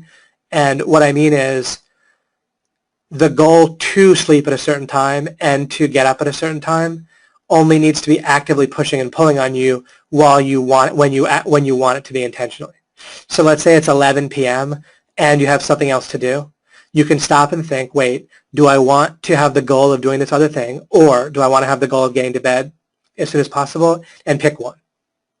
Resource management, just decide which you'd rather do. And if you can't tell the difference, pick one at random. All right, so that's one thing. You don't want to have goals like this triggered or open at the wrong time. That's where you get tension and conflict. And that's the big aha, of this webinar. And it's pretty cool, right? That's one thing. Now, in terms of actually achieving it, then always our method is to start to build what we can know. And the first thing we check is, do I have a foothold? Do I have something I can, and if you don't, then you start poking around. You might say, well, what's a foothold? Well, do you have any clue on how to start accomplishing this? If you don't have a clue or a clue of where to start, then you poke around for a place to start. There's a website called brain.fm that I actually subscribed to recently. Cotton recommended it. He uses it at times. He said he doesn't use it that much currently, although I like it. I've been using it. And actually, my wife is using it a bit. Brain.fm. And it has, oh no, I spelled that wrong. I'm kidding. It's spelled right. It has these sounds that are apparently based on science and experiments. And, again, sometimes you just guess, you make an educated guess. But you could try that, and they have a thing where it'll go for 8 hours. So what you can do is also, it's hard to sleep when you have active goals, right, triggered. So you want to work on letting go of your goals. For you then, meditating for 15 minutes. And all that is, when you're meditating, you want to have one goal at a time. And when you're meditating, the only goal should be letting go of your thoughts. Give me one quick second here.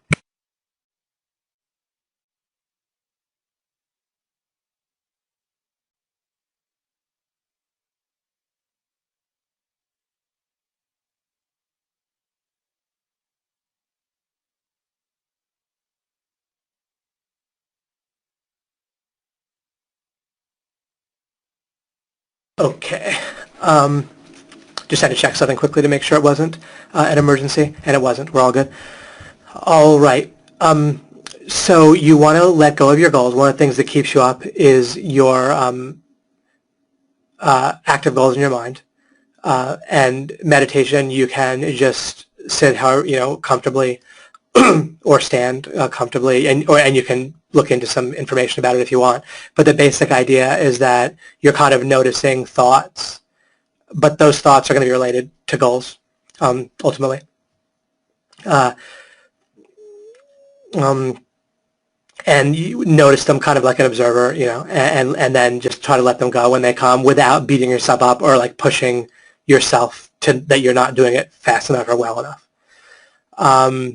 Another thing that can come into play, and I realize you are falling asleep and you're not having trouble sleeping, but in one sense you are at 10, right? So there's a few things you need to do. You need to also schedule for your not to have actual things that you need to be doing. So it's partly scheduling and clearing out. Most everything in life involves clearing stuff out as part of your strategy, right? Because of this multiple goal thing. So you schedule it, and then prior to scheduling it, you might have something like meditation. There's also, you asked also about context at one point. One example of context is that you could be at 3 p.m. driving somewhere and talking on the phone or otherwise not letting your brain talk to you. There's a certain amount of talking that your brain's going to want to do with you, like letting you know things, that thoughts that it's having and so forth. I'm being kind of simplistic when I talk about it that way, but you get what I mean. If you don't give it the time that it needs to talk to you, it'll take advantage of the time when you're sleeping. I've talked about that before. Like you could picture it like if you don't listen to your wife, then when you guys are falling asleep, then that's when you'll be listening to your wife, probably. I'm not referring to any actual people here, just kind of as a funny thing, but just to illustrate what I mean. And your husband as well. Okay, not to be gender specific here, but regardless.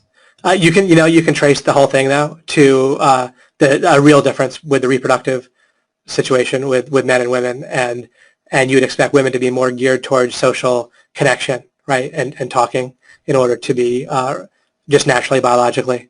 Obviously, our bodies are designed and our urges are designed and our brains and bodies are designed to reproduce, right, and to keep our species alive. Everything about how we're designed is to keep us alive so we can figure things out, right? It's not evolution that did it, but that's a separate story. Anyway, one way or the other, and that would mean that from that theory, we would guess that on average women would be more wired to talk socially and things like that. Of course, individuals can vary. And I'm not even claiming that's correct, but anyhow, it's interesting to relate it to actual differences. Anyhow, your brain needs a certain amount of time, like talking to you and being listened to, and if you don't listen to it, then it'll do it when you're trying to sleep. So give it that time. You could do it when you're driving instead of listening to the radio or talking on the phone, or you could just do it naturally when you're walking or some other time. Yeah, absolutely, exactly, Shema. It's interesting, and it really works. I gave this advice to my wife when she was having trouble sleeping, and it was effective. And it's just how minds work. There's certain things, I don't even need science to figure certain things out at all. So, and this isn't like a life and death thing. If it doesn't work for you, it's fine. But in general, it's a kind of an effective advice. So you basically combine, you want to clear things out, combine that, listening to your mind, giving it time to talk to you, scheduling, maybe if you need to a little bit of meditation, you could just put brain.fm on for 8 hours, starting at 10, and it might help sync you as well, because some of this is biological. And then you could poke around for other things that can give you a foothold, possibly read a book or two that might give advice. But what I said might really do the trick. That's probably going to be effective for you, so we'll see. But of course, it's can't know for sure with things like this.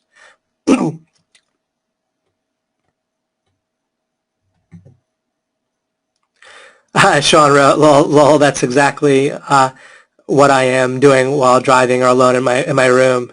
I'm always talking to myself, and people sometimes think I must be crazy, but not these days, right? You can have a Bluetooth. It's not, as Jamari said, and nobody thinks you're crazy anymore. And when I say listening to your mind, that you don't have to actually talk out loud, although it can certainly help. And literally it does. I personally don't really. I guess to keep the habit, so I don't get taken away. I'm already crazy enough, right? I don't want to give people an excuse. But certainly whatever works for you, that's great. Jamari said, I have a live example from this Webby. In order for my mind to know I hear it, I exclusively addressed a goal involving another person that my mind kept rehearsing. Now it's quiet because I gave it that time and the conflicting goal is dead now. This is powerful stuff, David. Killer, and thank you for sharing from your actual experience, Jamari. That's great so other people can get from that example and learn. And I wouldn't have known to suggest that exact thing without what you said. Incredible. Sean wrote, man, I have missed your alchemy sessions, David Mills. They're amazing sessions. Love the wisdom and your views on our reality of our world. Thanks for the work you do. Agreeing with you. Brain FM, see, another user, so to speak, is a fantastic tool for neurolinguistic programming. Excellent. Yeah, it also has a mode where it helps you focus either relaxedly or intensely, and then it has one that helps you nap. So yeah, everyone can use that as a pretty cheap subscription for the whole year. It's around $50 that I subscribe to, and you get a number of free sessions before you use it. No affiliate link, wish I had one, but just good stuff. You're welcome, Marcia. You can catch the rest in the replay, as you say. Sean wrote, thank you, David. Your way of seeing things is mind-blowing. That's the kind of stuff that should be taught at school. I know, it all should be. Out of confusion, clarity can rise. I'll drink to that. Michael Monahan says it like it. Okay, Rick writes, hi, David. Bob Proctor over the weekend taught that there are 3 types of goals. A, types that you know, A, know that you can achieve. B, you think you can achieve. C, for creative best goal, because you don't know how you'll get there, but you visualize and have faith and belief that you see it as if it's in the present tense. 1 second. Let's see here. Whatever someone could see in their mind, they can have in their hand. You have to use your creative subconscious faculties, your thoughts in relation to alchemy. Bob Proctor stuff, it's really correct. It's correct. It's wonderful. He's an incredible guy. Really just a quality person too. I mean, he really just used the feedback and results he got because of OMG to make it as the real factor in his decision for suggesting it so highly, as opposed to, just kind of more mundane things. So he's the real deal. He practices what he preaches. What Bob is doing is giving you like a model that, as you believe in it and use it, it's like a shortcut that will it'll work for you. It's kind of like when you listen to Cotton and his mindset things. What you'll get in alchemy is sort of understanding how and why this works, and sometimes you won't have to believe in it kind of as a circular foundational thing. Like in the absence of doing this whole alchemy process, then if you don't believe in certain things, your only option is to either like believe in something without a foundation or not believe in it without a foundation, right? When we don't have like the core foundation that I'm giving you, then we have to make do without that. And so believing in useful beliefs, then it's more about if the belief is useful rather than not. So Bob helps you feel and believe in models that, if you, again, without this whole foundation, that are just going to be, you'll be better off operating within the gray area. And for people, like their whole life is like a gray area fundamentally, especially around the what edges, boundaries, the context. So what I teach basically combines with what he teaches, and same with Cotton. So Cotton will say, you need to believe the impossible. And like when he pictured and believed in himself as owning a $100 million agency, and he would ask himself questions from that standpoint. And by believing in it, it breaks through blocks in your mind. And so believing in the impossible is basically correct and works. There's sort of a parallel thing we can do where we can realize something isn't impossible unless it's inherently contradictory. We can realize that either something's inherently contradictory or it's possible, and that it's a matter of like resource management and so forth. And so we can get to the same place in an even clearer way sometimes, but they'll get you there correct, like kind of accurately in a few minutes, whereas this will take hours. It's kind of, another way of sort of looking at it, except that this will have a different permanence to it and be more invulnerable to things that will come up in the world. So you'll just have, like, the foundation, this very much matters to do alchemy, but using them both together is quite effective, and I benefit greatly from people's perspectives and things they figure out listening to Cotton and the things that he points out, Bob Proctor and what he points out and so forth.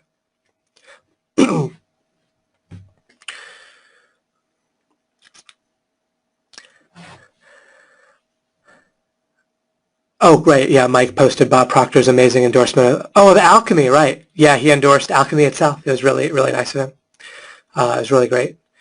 We have it on omgmachines.com/alchemy. Irene asks, sorry if this is out of context, but how do you work towards concentrating on anything that you're doing or listening to? As I find that I get distracted when I'm doing a task or listening to something with thoughts that are totally random, that has nothing to do with what's happening with the task or conversation. All right, so this is another case where it's counterintuitive how much we kind of take for granted that our brain already gets, that we never had the conversation, or it never had the conversation with itself, or it never ran through the scenario. I'm saying the same thing in different ways. So Irene, let's say you're working on a task that involves concentrating. You're actually assuming, and this is very normal, but it's fascinating actually to see this. You're assuming your brain knows, so to speak, or gets or calculates, whatever processes, that this is the task to be focused on exclusively for that time, within reason, unless the house is on fire or there's an important signal or trigger you have to pay attention to, right? So you actually assume kind of inherently within what you asked, Irene, and I love your question. I respect it greatly. great. Just really, it's terrific. I wouldn't have thought to say this if you hadn't asked it this way. And what I'm saying is really good for people to hear. So, you know me, I get excited. I get excited about pointing out flaws in our own minds, right? Instead of getting, it might otherwise be insulting, but of course here it's exciting. Right? All right, here's a mistake. Isn't that great? You're all making it, you know. Anyhow, but you're so you.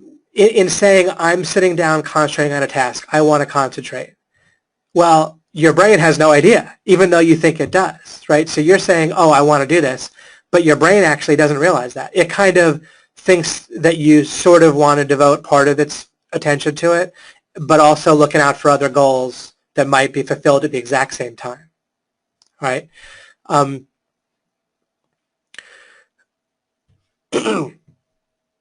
So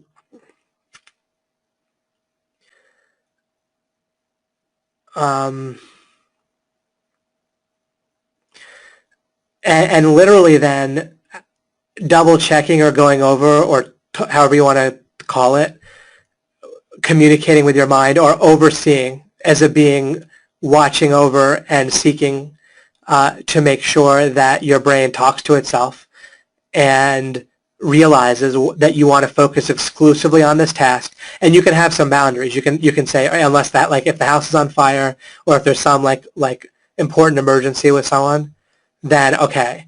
Other than that, and by giving it an actual boundary, that helps it to understand. Okay, even if it seems ridiculous, like the boundary, if that's good, that's fine. So give it a real boundary. The point of the boundary isn't that you're actually worried your house is going to be on fire, right? Without picturing that boundary of the house being on fire and you noticing and getting up, you almost certainly would have still stopped the task if the house was on fire. So the point is not about getting up if the house is on fire. The point is that you're giving it the boundary like that to show it. Other than that, I want you to focus. You see, the boundary is about what's inside the boundary. It's about expanding what's inside the boundary, not the other way. It's not restricting. It's enlarging. In this case, your focus or the amount of things you're not going to let distract you. You're saying, if the house is on fire or some kind of similar emergency like that, I'll stop the task. But things less than that, I'm opening up as no longer being relevant for distracting me, and just make sure your mind sees it or gets it. And you do that very much in the same way that you might do if you were smart about getting someone else to understand something. If you're smart about it, you communicate with them. You don't just shout louder or talk condescendingly to another person, right?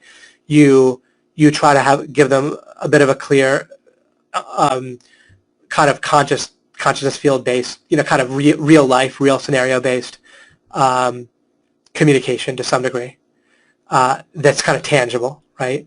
And then you get a sense of whether it seems like they got it. And again, none of this has to be condescending, like repeat back to me in your own words what I said or something like that. But you just can get a sense of, like, you can say, like, does that make sense, and see how they react. If someone's like, yeah, then that's a good indication that it didn't make sense, right? People are over-emphatic when they're lying. If they don't elaborate or give it back to you in kind of their own reality of things, their own sense of things, then they very well might not have understood it.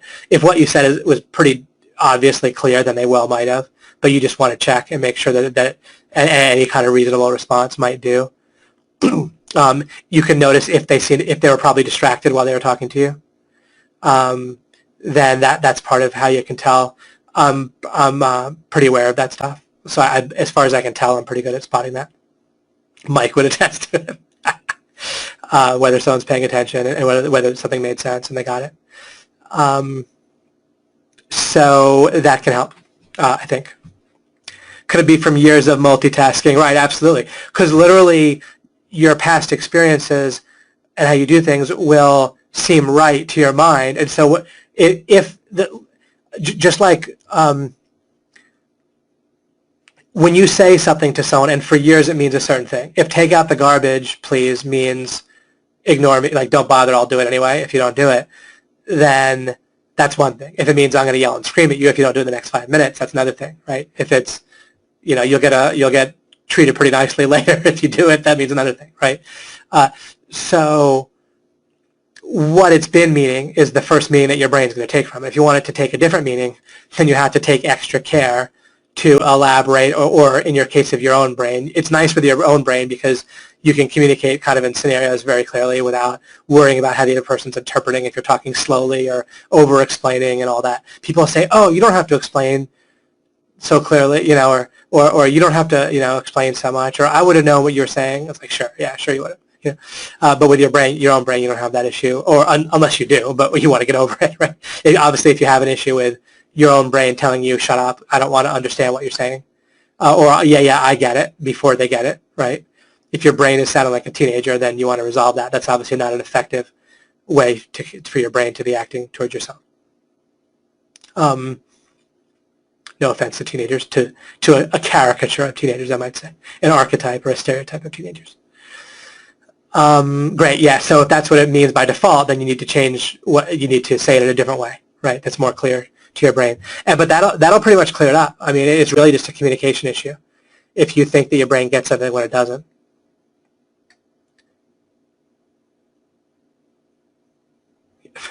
There you go. All right. Awesome. Yeah, I bought the live stream myself, and I'll be going through it. Rick wrote, thanks so much for your answer. I'm seeking information in blending Alchemy with other learnings. Win-win. Yep. Yeah. I'm glad the answer was sufficient. I would never feel like my answers are kind of partial answers. Don't do things justice, but try to do it as well as I can. Very cool, Mike. Kevin was smart and asked Mike, who I mentioned is great at networking, if he has any materials on it. But Mike will keep it in mind. Great, and maybe there'll be a time when Mike can share something about networking. Maybe I can have an Alchemy off. I'll use it as an excuse, but I might not. I'm too jealous of this time, right? We'll see. Haha, Mike affirms that if someone's checked out and not really listening, then I'll spot it.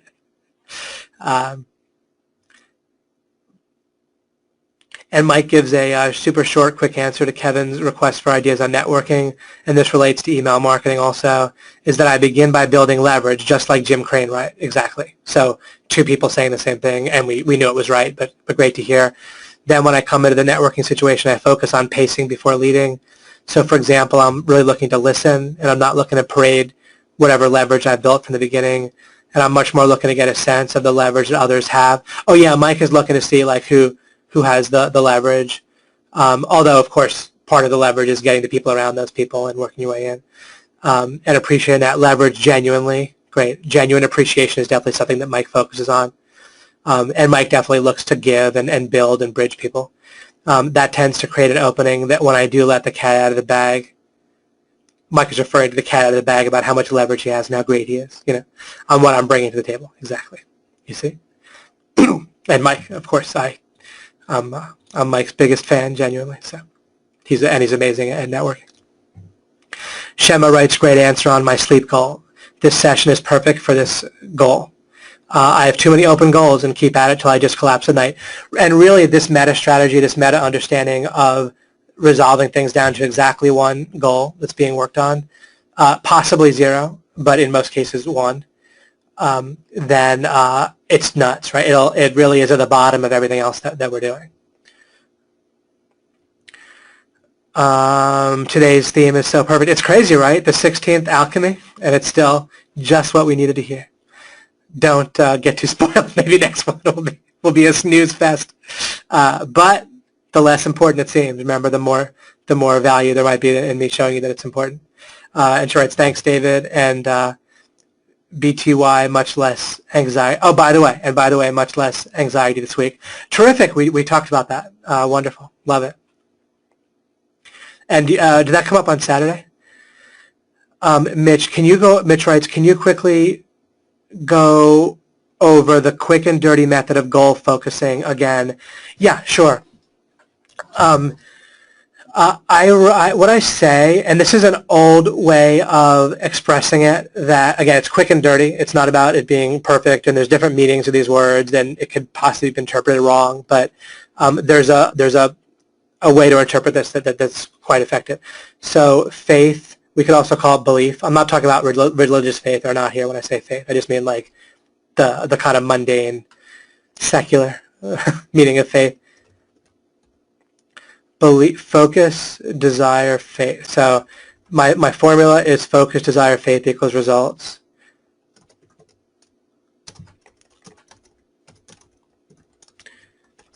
And remember, this is kind of a shortcut. And it's not, it's kind of also another angle on what someone like Bob Proctor might be teaching you and so forth. Sorry, equals results. Okay, and what this means is where you want to focus is, this doesn't mean be focused. This is like an exercise you do sort of as a little bit part of your planning or setting. When I'm talking about setting a goal, I'm talking about literally setting it like your brain is like Jello or plastic, and whether a goal is really in there or not is like a physical truth, physical fact, reality, whatever. And that's what I mean by setting a goal. I don't mean like writing it down or not. If you write it down and it gets set in your mind, then you set a goal. If you write it down and it doesn't, then you didn't set a goal. You see what I mean? I'm referring to it being set in your mind or your brain. Also, what we've learned today is if you're smart, you want it to be triggered at the right times, and that's a separate issue.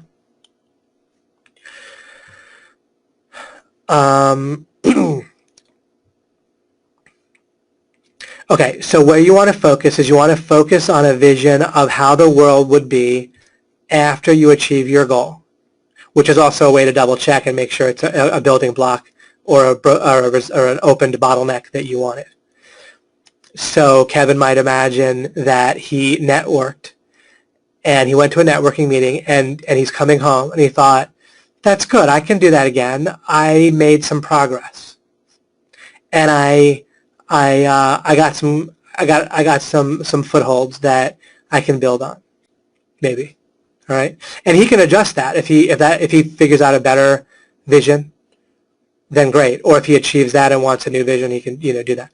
But if you're writing a sales letter, you might imagine imagine a person coming to your sales letter, reading it, feeling like that's what I was looking for. That's what I was looking for. I'm going to buy that. And then you might also imagine them, because what do you really want from a sales letter? Very possibly you want them to then open the product, enjoy and use the product. You can even imagine them thinking back on the sales letter and thinking, the sales letter told me to look out for this, that I would get that. I'm getting that. I see. I'm gonna make sure to not miss that in this product. And then they go out and they use it in a way that they like. And maybe they even let you know about that. And you can use your own judgment about how much you elaborate or how much you want to fill in things and how much you want to leave some things out. If you're going to write the sales letter after picturing that and you find you put too many things in there, you can reimagine it and let some things go. But you don't picture like the goal itself, kind of like not picturing the board. You picture how the world would be after the board is broken, right? Your fist is straight, your arm is straight, the board's shattered, and so forth. So and this will help you get the right semi-soft lock, right? It'll help you kind of picture kind of just the right difficulty level that you think that if you channel your focus in taking action, which is separate than what I mean by focus here. Focus here, I'm talking about something you're picturing in your mind. but you're kind of also, this helps you find a good spot where if you channel your action, you can achieve that. There's another thing, by the way, you can do. You can use this to picture something properly vague, like you can imagine money flowing like into you as a kind of a metaphor, and then through you, and maybe growing. Maybe there's more of it. It flows into you, and then like even more of it flows out from you, or something like that. And that, and you kind of, if you feel and understand that to be you're growing your income in this kind of abundant, relaxed way, right? That can work too.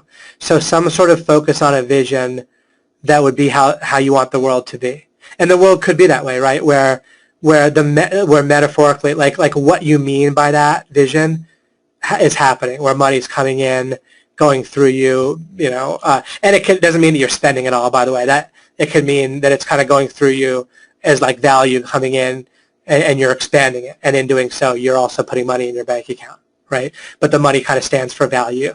But in accomplishing that, you're kind of automatically accomplishing other things.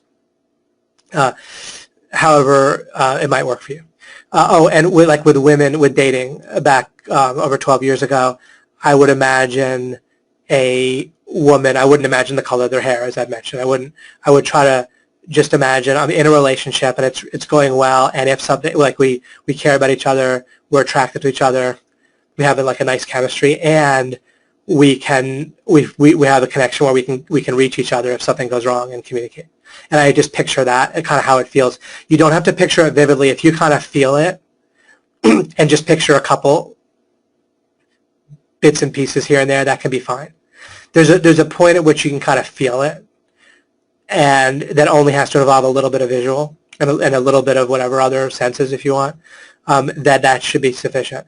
And if it's not, if you feel like it's not active when you want it to be, then you reinforce it, right? You see what I mean? Like this, this isn't like a one and done or one and fail thing, right? I like to never have processes that are set up to fail.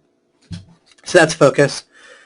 Desire is you're also picturing it and you're feeling it, like the world being that way, and you wanna picture it and carry it, like look around the scenario and what you have when you accomplish that until you feel like, yeah, I want that. Like I want that building block, or I want that bottleneck being opened, or whatever. I want that result. If you just feel like you want that result, but in a way that is reasonably tied to you using it, or you profiting from it, or you mixing with your life and it improves your life and potentially other people's lives, but if you don't feel desire, the goal's not set because your brain hasn't connected it up to something that's motivating you yet, you see? So that's like a signal that it's like plugged into the battery when you desire it. It's not like you're trying to just psych yourself up into desiring it. You're trying to just kind of immerse yourself in it, in the result of it, until, like the result happening, until you feel like you desire it. And if you don't, then either there's a problem with the result and it's not a helpful result, or you just need to work backwards and forwards and sideways in your scenario until you get to a point of reality, like an imagination of the way the world can be, where it's helpful and you want it. Do you see what I mean? Like if you're like, oh, I picture a girl and we're happy, I don't know if I desire that enough yet. So of course, most people would desire that, but if you don't, or if it's a networking thing and you don't know if you desire that strongly enough, then you imagine that leads to someone calling you up and saying, hey, I have some work, and it's the kind of thing that you know how to do. You're like, is this the kind of thing you do? I'd love to contract with you to do it. And you might say, well, David, isn't that the new goal? It doesn't have to be, because if you feel like just doing some networking that starts the ball rolling, if you feel like, again, like just starting the ball rolling, coming back from a meeting, feeling like you started the ball rolling, but then you feel how that can connect up inevitably at some point with someone doing that, and then you're like, yeah, I want that, and then you go back, once you feel like I want that with the person calling you up and offering you the contract, then you go back, kind of you walk the scenario back like a little bit to where you are coming home from the meeting, like I said, and you feel like you got the ball rolling and feel like, do I desire that now? And you likely will, and if you don't, then maybe you do need to have your goal different, but maybe you just need to picture it. And really the way it works for me is I do like feel motivated enough. And what you might do is you might feel desire but still avoidance, and that's when you have to work on dissolving as a separate thing. But remember, you can reframe your goal into seeking understanding. So you can set a goal to have it happen where you're coming back from a networking meeting feeling good, like you want to do more because you got the ball rolling. And when you reframe, if you're having trouble with that goal in some way a little bit, then reframing it to, well, yeah, I want that. At least I want to understand how to get there. And then you'll often feel, it's easy to feel like, yeah, I want that for sure, because there's often no blocks. Like gaining understanding is not really scary. I don't think, it isn't for me at this point. And if it is for you, then you can work through that too. You can gain understanding about gaining understanding. I'm not even being sarcastic, right? But it's perfectly feasible at this point that it's not scary, because you might not feel conflicted about gaining the understanding of how to get there, and that's your goal. You focus on how will it feel to understand how to get to where I go to a meeting, I come back, and I feel good about how it went, just because I progressed a bit, like I made a little bit of contacts and got the ball rolling a bit. Would it feel good if I understood how to get there? Okay, good. So now my new goal is to understand how. And now I feel motivated for that. I feel like I can seek understanding no matter what. Nothing's blocking me from that. I don't have any avoidance feelings about seeking understanding. You saw Kevin even was taking action. He wrote to Mike. He asked the question, right? Seeking understanding was easy. And that's fine. That's great. That's the trick. Seeking understanding is constantly easy and effective. It's the semi-soft lock. When I talk about seeking understanding, I'm literally giving you the fundamental semi-soft lock in life. No one could stop you. You'll feel like it, and so forth. The thing that'll work against it, I referenced last time, I'll continue to develop, is the feeling of, oh wait, things already fit. I don't want to look at it too closely, or else I might find they don't fit. That's the block to seeking understanding. As we dissolve that, to the extent that we have it, and in a lot of cases you won't have it, but if in some cases you do, then you'll realize that's the block, and you can learn how to dissolve that, and then you're back to where seeking understanding is a semi-soft lock. Okay, focus, desire, and then faith. The reason I write faith and belief is then you do a final check and you think, do I believe that that's possible for me to do? If you do that check and you feel like you don't believe it, then your goal isn't going to be, the goal is, it means the goal's not set. You see, because your brain won't set a goal that's going to feel like you can't do it, and then that's going to be also related to your self-confidence, that feedback trap and all that, the self-image. Once you don't have the self-image goal in the wrong way with the feedback situation, then you'll have less worry about this faith and belief block. You'll be less worried about making sure you can accomplish something before you do it. Plus, the seeking understanding will be something you'll have more confidence in, so you can reframe things that way and get around it. But one way or the other, you don't want to get to where you feel like you believe you can accomplish what you're going after. The simple answer is you can try to make the goal easier if there's an issue, but I'm helping you in a number of ways with the context as we go through alchemy to make you feel more like you believe you can achieve things because you have the meta strategies and the way of looking at the world where at least over time, by seeking understanding and by building on what you know, you believe that you can achieve it. Okay, so that is it. I'm glad I went through that actually, right? You never know what's going to happen when you ask a question around here. All right, I'll come close to winding things down here. But I probably addressed it right for you, Mitch. Thank you. Mitch wrote, that's extremely helpful. I'm glad you did too. Thank you. Shema wrote, David, will you be going into leverage at some point like Mike Long uses? Mike writes, and I thank you for asking that. I'll write down the word leverage. Let me write it down where I wrote synchronicity down. I haven't forgotten about synchronicity. By the way, I have a simple starting answer for you on synchronicity. So funny when I'm talking, right? Write the craziest stuff, type the craziest stuff. Leverage, okay. And I'll read the rest of what Mike wrote in a minute in answer to Shema. But synchronicity, in one sense, looking there is like looking into something that we can't know.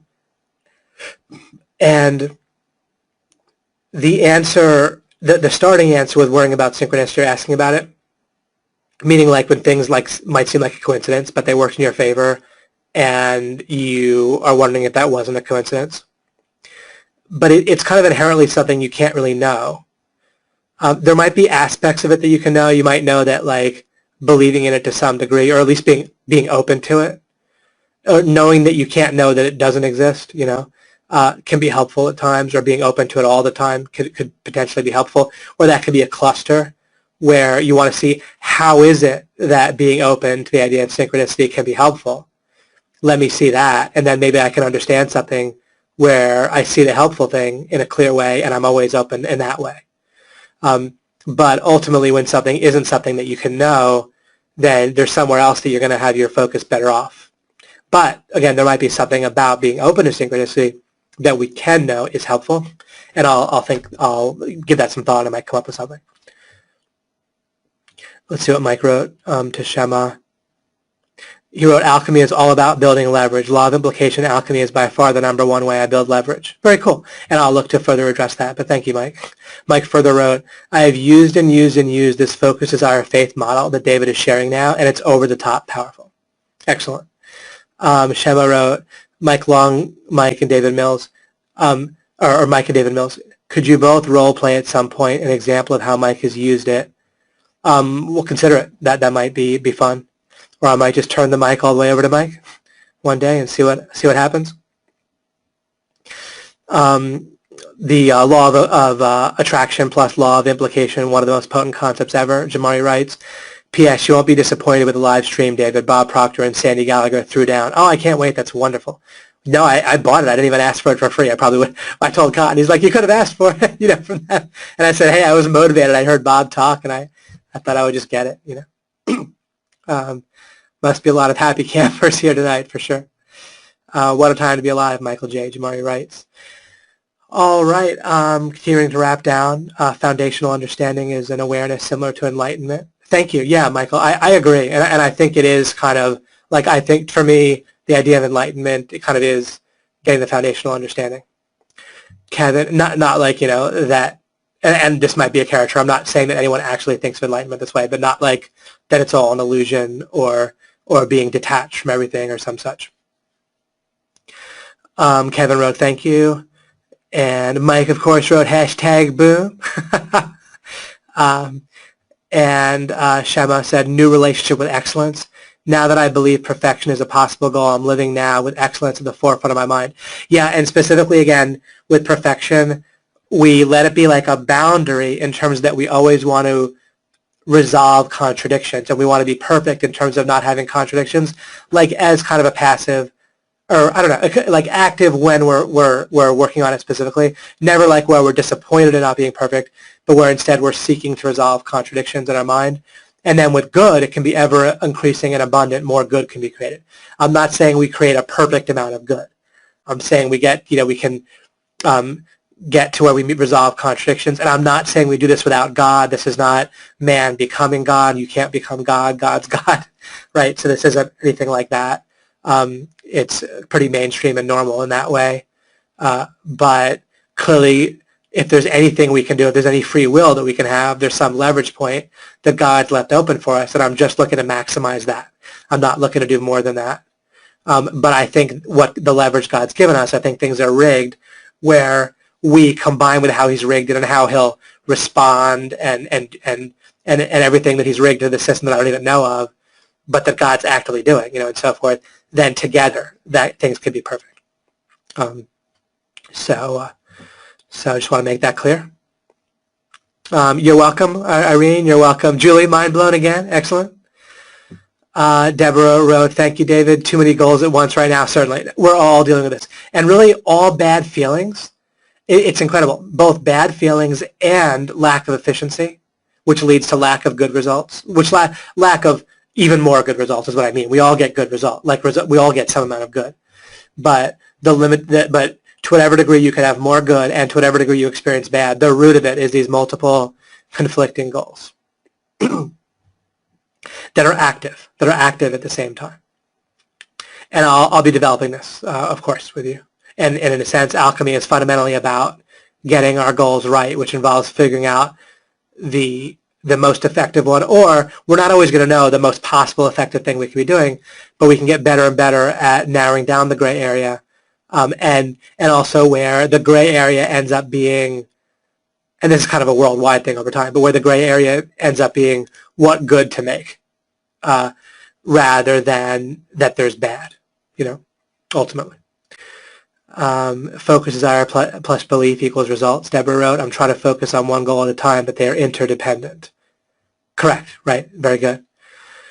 Bryce wrote, thank you. I hope it worked out okay for you with the studying. Bryce wrote, thank you. I hope to utilize this understanding to help me understand and focusing more on the material I will need to be a great engineer. Absolutely, and excellent. And I look forward to seeing that unfold, Bryce. Shirley wrote, thank you, David. This has been very enlightening and so relevant at this time. Wonderful. Susanna wrote, thank you, David. Great information, especially about focusing. You're welcome, Susanna. Thank you for writing that. Wayne wrote, alchemy seems like the distilled best parts of religion, science, and most of all, clarity. Well, thank you. That's wonderful. I appreciate that. Mainly, it's like nothing's off limits. We're looking to understand things. There's no agenda right here, just understanding. If I'm wrong, then I'm always open to that, but it needs to be addressed on the, on the level of the ideas I'm talking about, not just, oh, I disagree, or, that sort of thing. It doesn't fit in the box, that sort of thing. Always trying to clarify, not like, force something into someone's model or belief system, including for myself. Thank you, Dave. What gets me excited is when most of all, right, is when I get clarity for myself, when I figure out something that was wrong in my mind and get it right. Sally writes, thank you, David, so relevant for me, many takeaways. Wonderful, that's so great. Sean writes, thank you, David, I had too many goals as well. And by the way, goals are okay that are not active, right? Of course, if they're things that can get triggered at the wrong times, or if they're for things that we don't really want the result of actually, then great. The more we dissolve those, the less clutter to resolve, actively, right? Of course. Sean, I had too many goals as well, and was getting trusting. Oh, kind of like too trusting of your own mind, perhaps. Now I know I need to focus my mind on active goals while keeping the inactive for the appropriate moment. Another mind blown. Excellent. Exactly right, Sean. Brian writes, thank you, David. Thanks, David.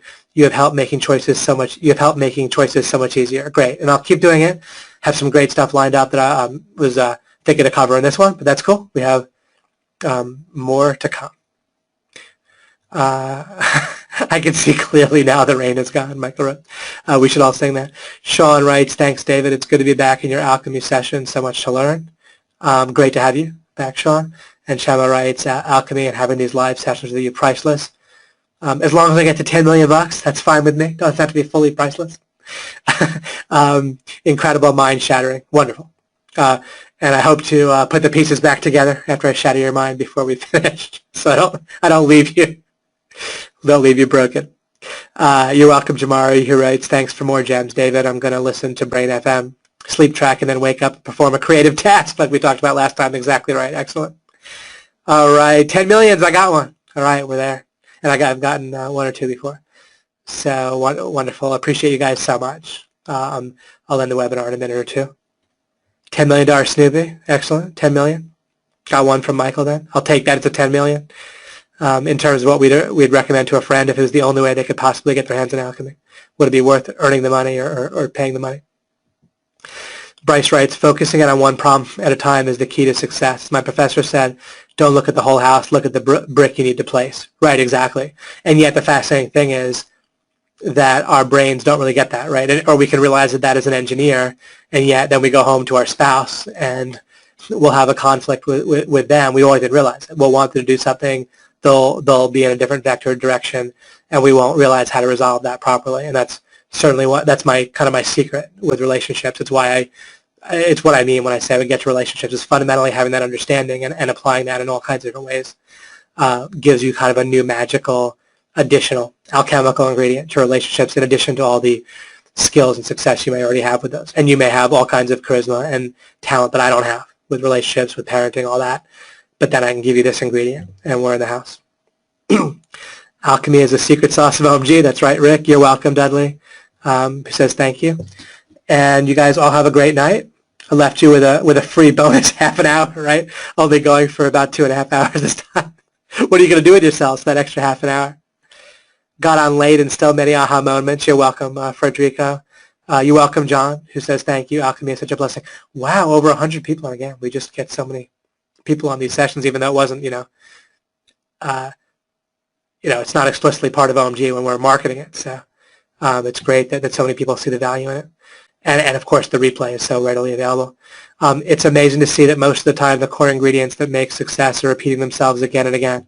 Yep. Yeah, there's not that much in terms of meta strategy in life, but realizing it clearly and realizing that it's the opposite of what our brain will often do by default. That's part of the key.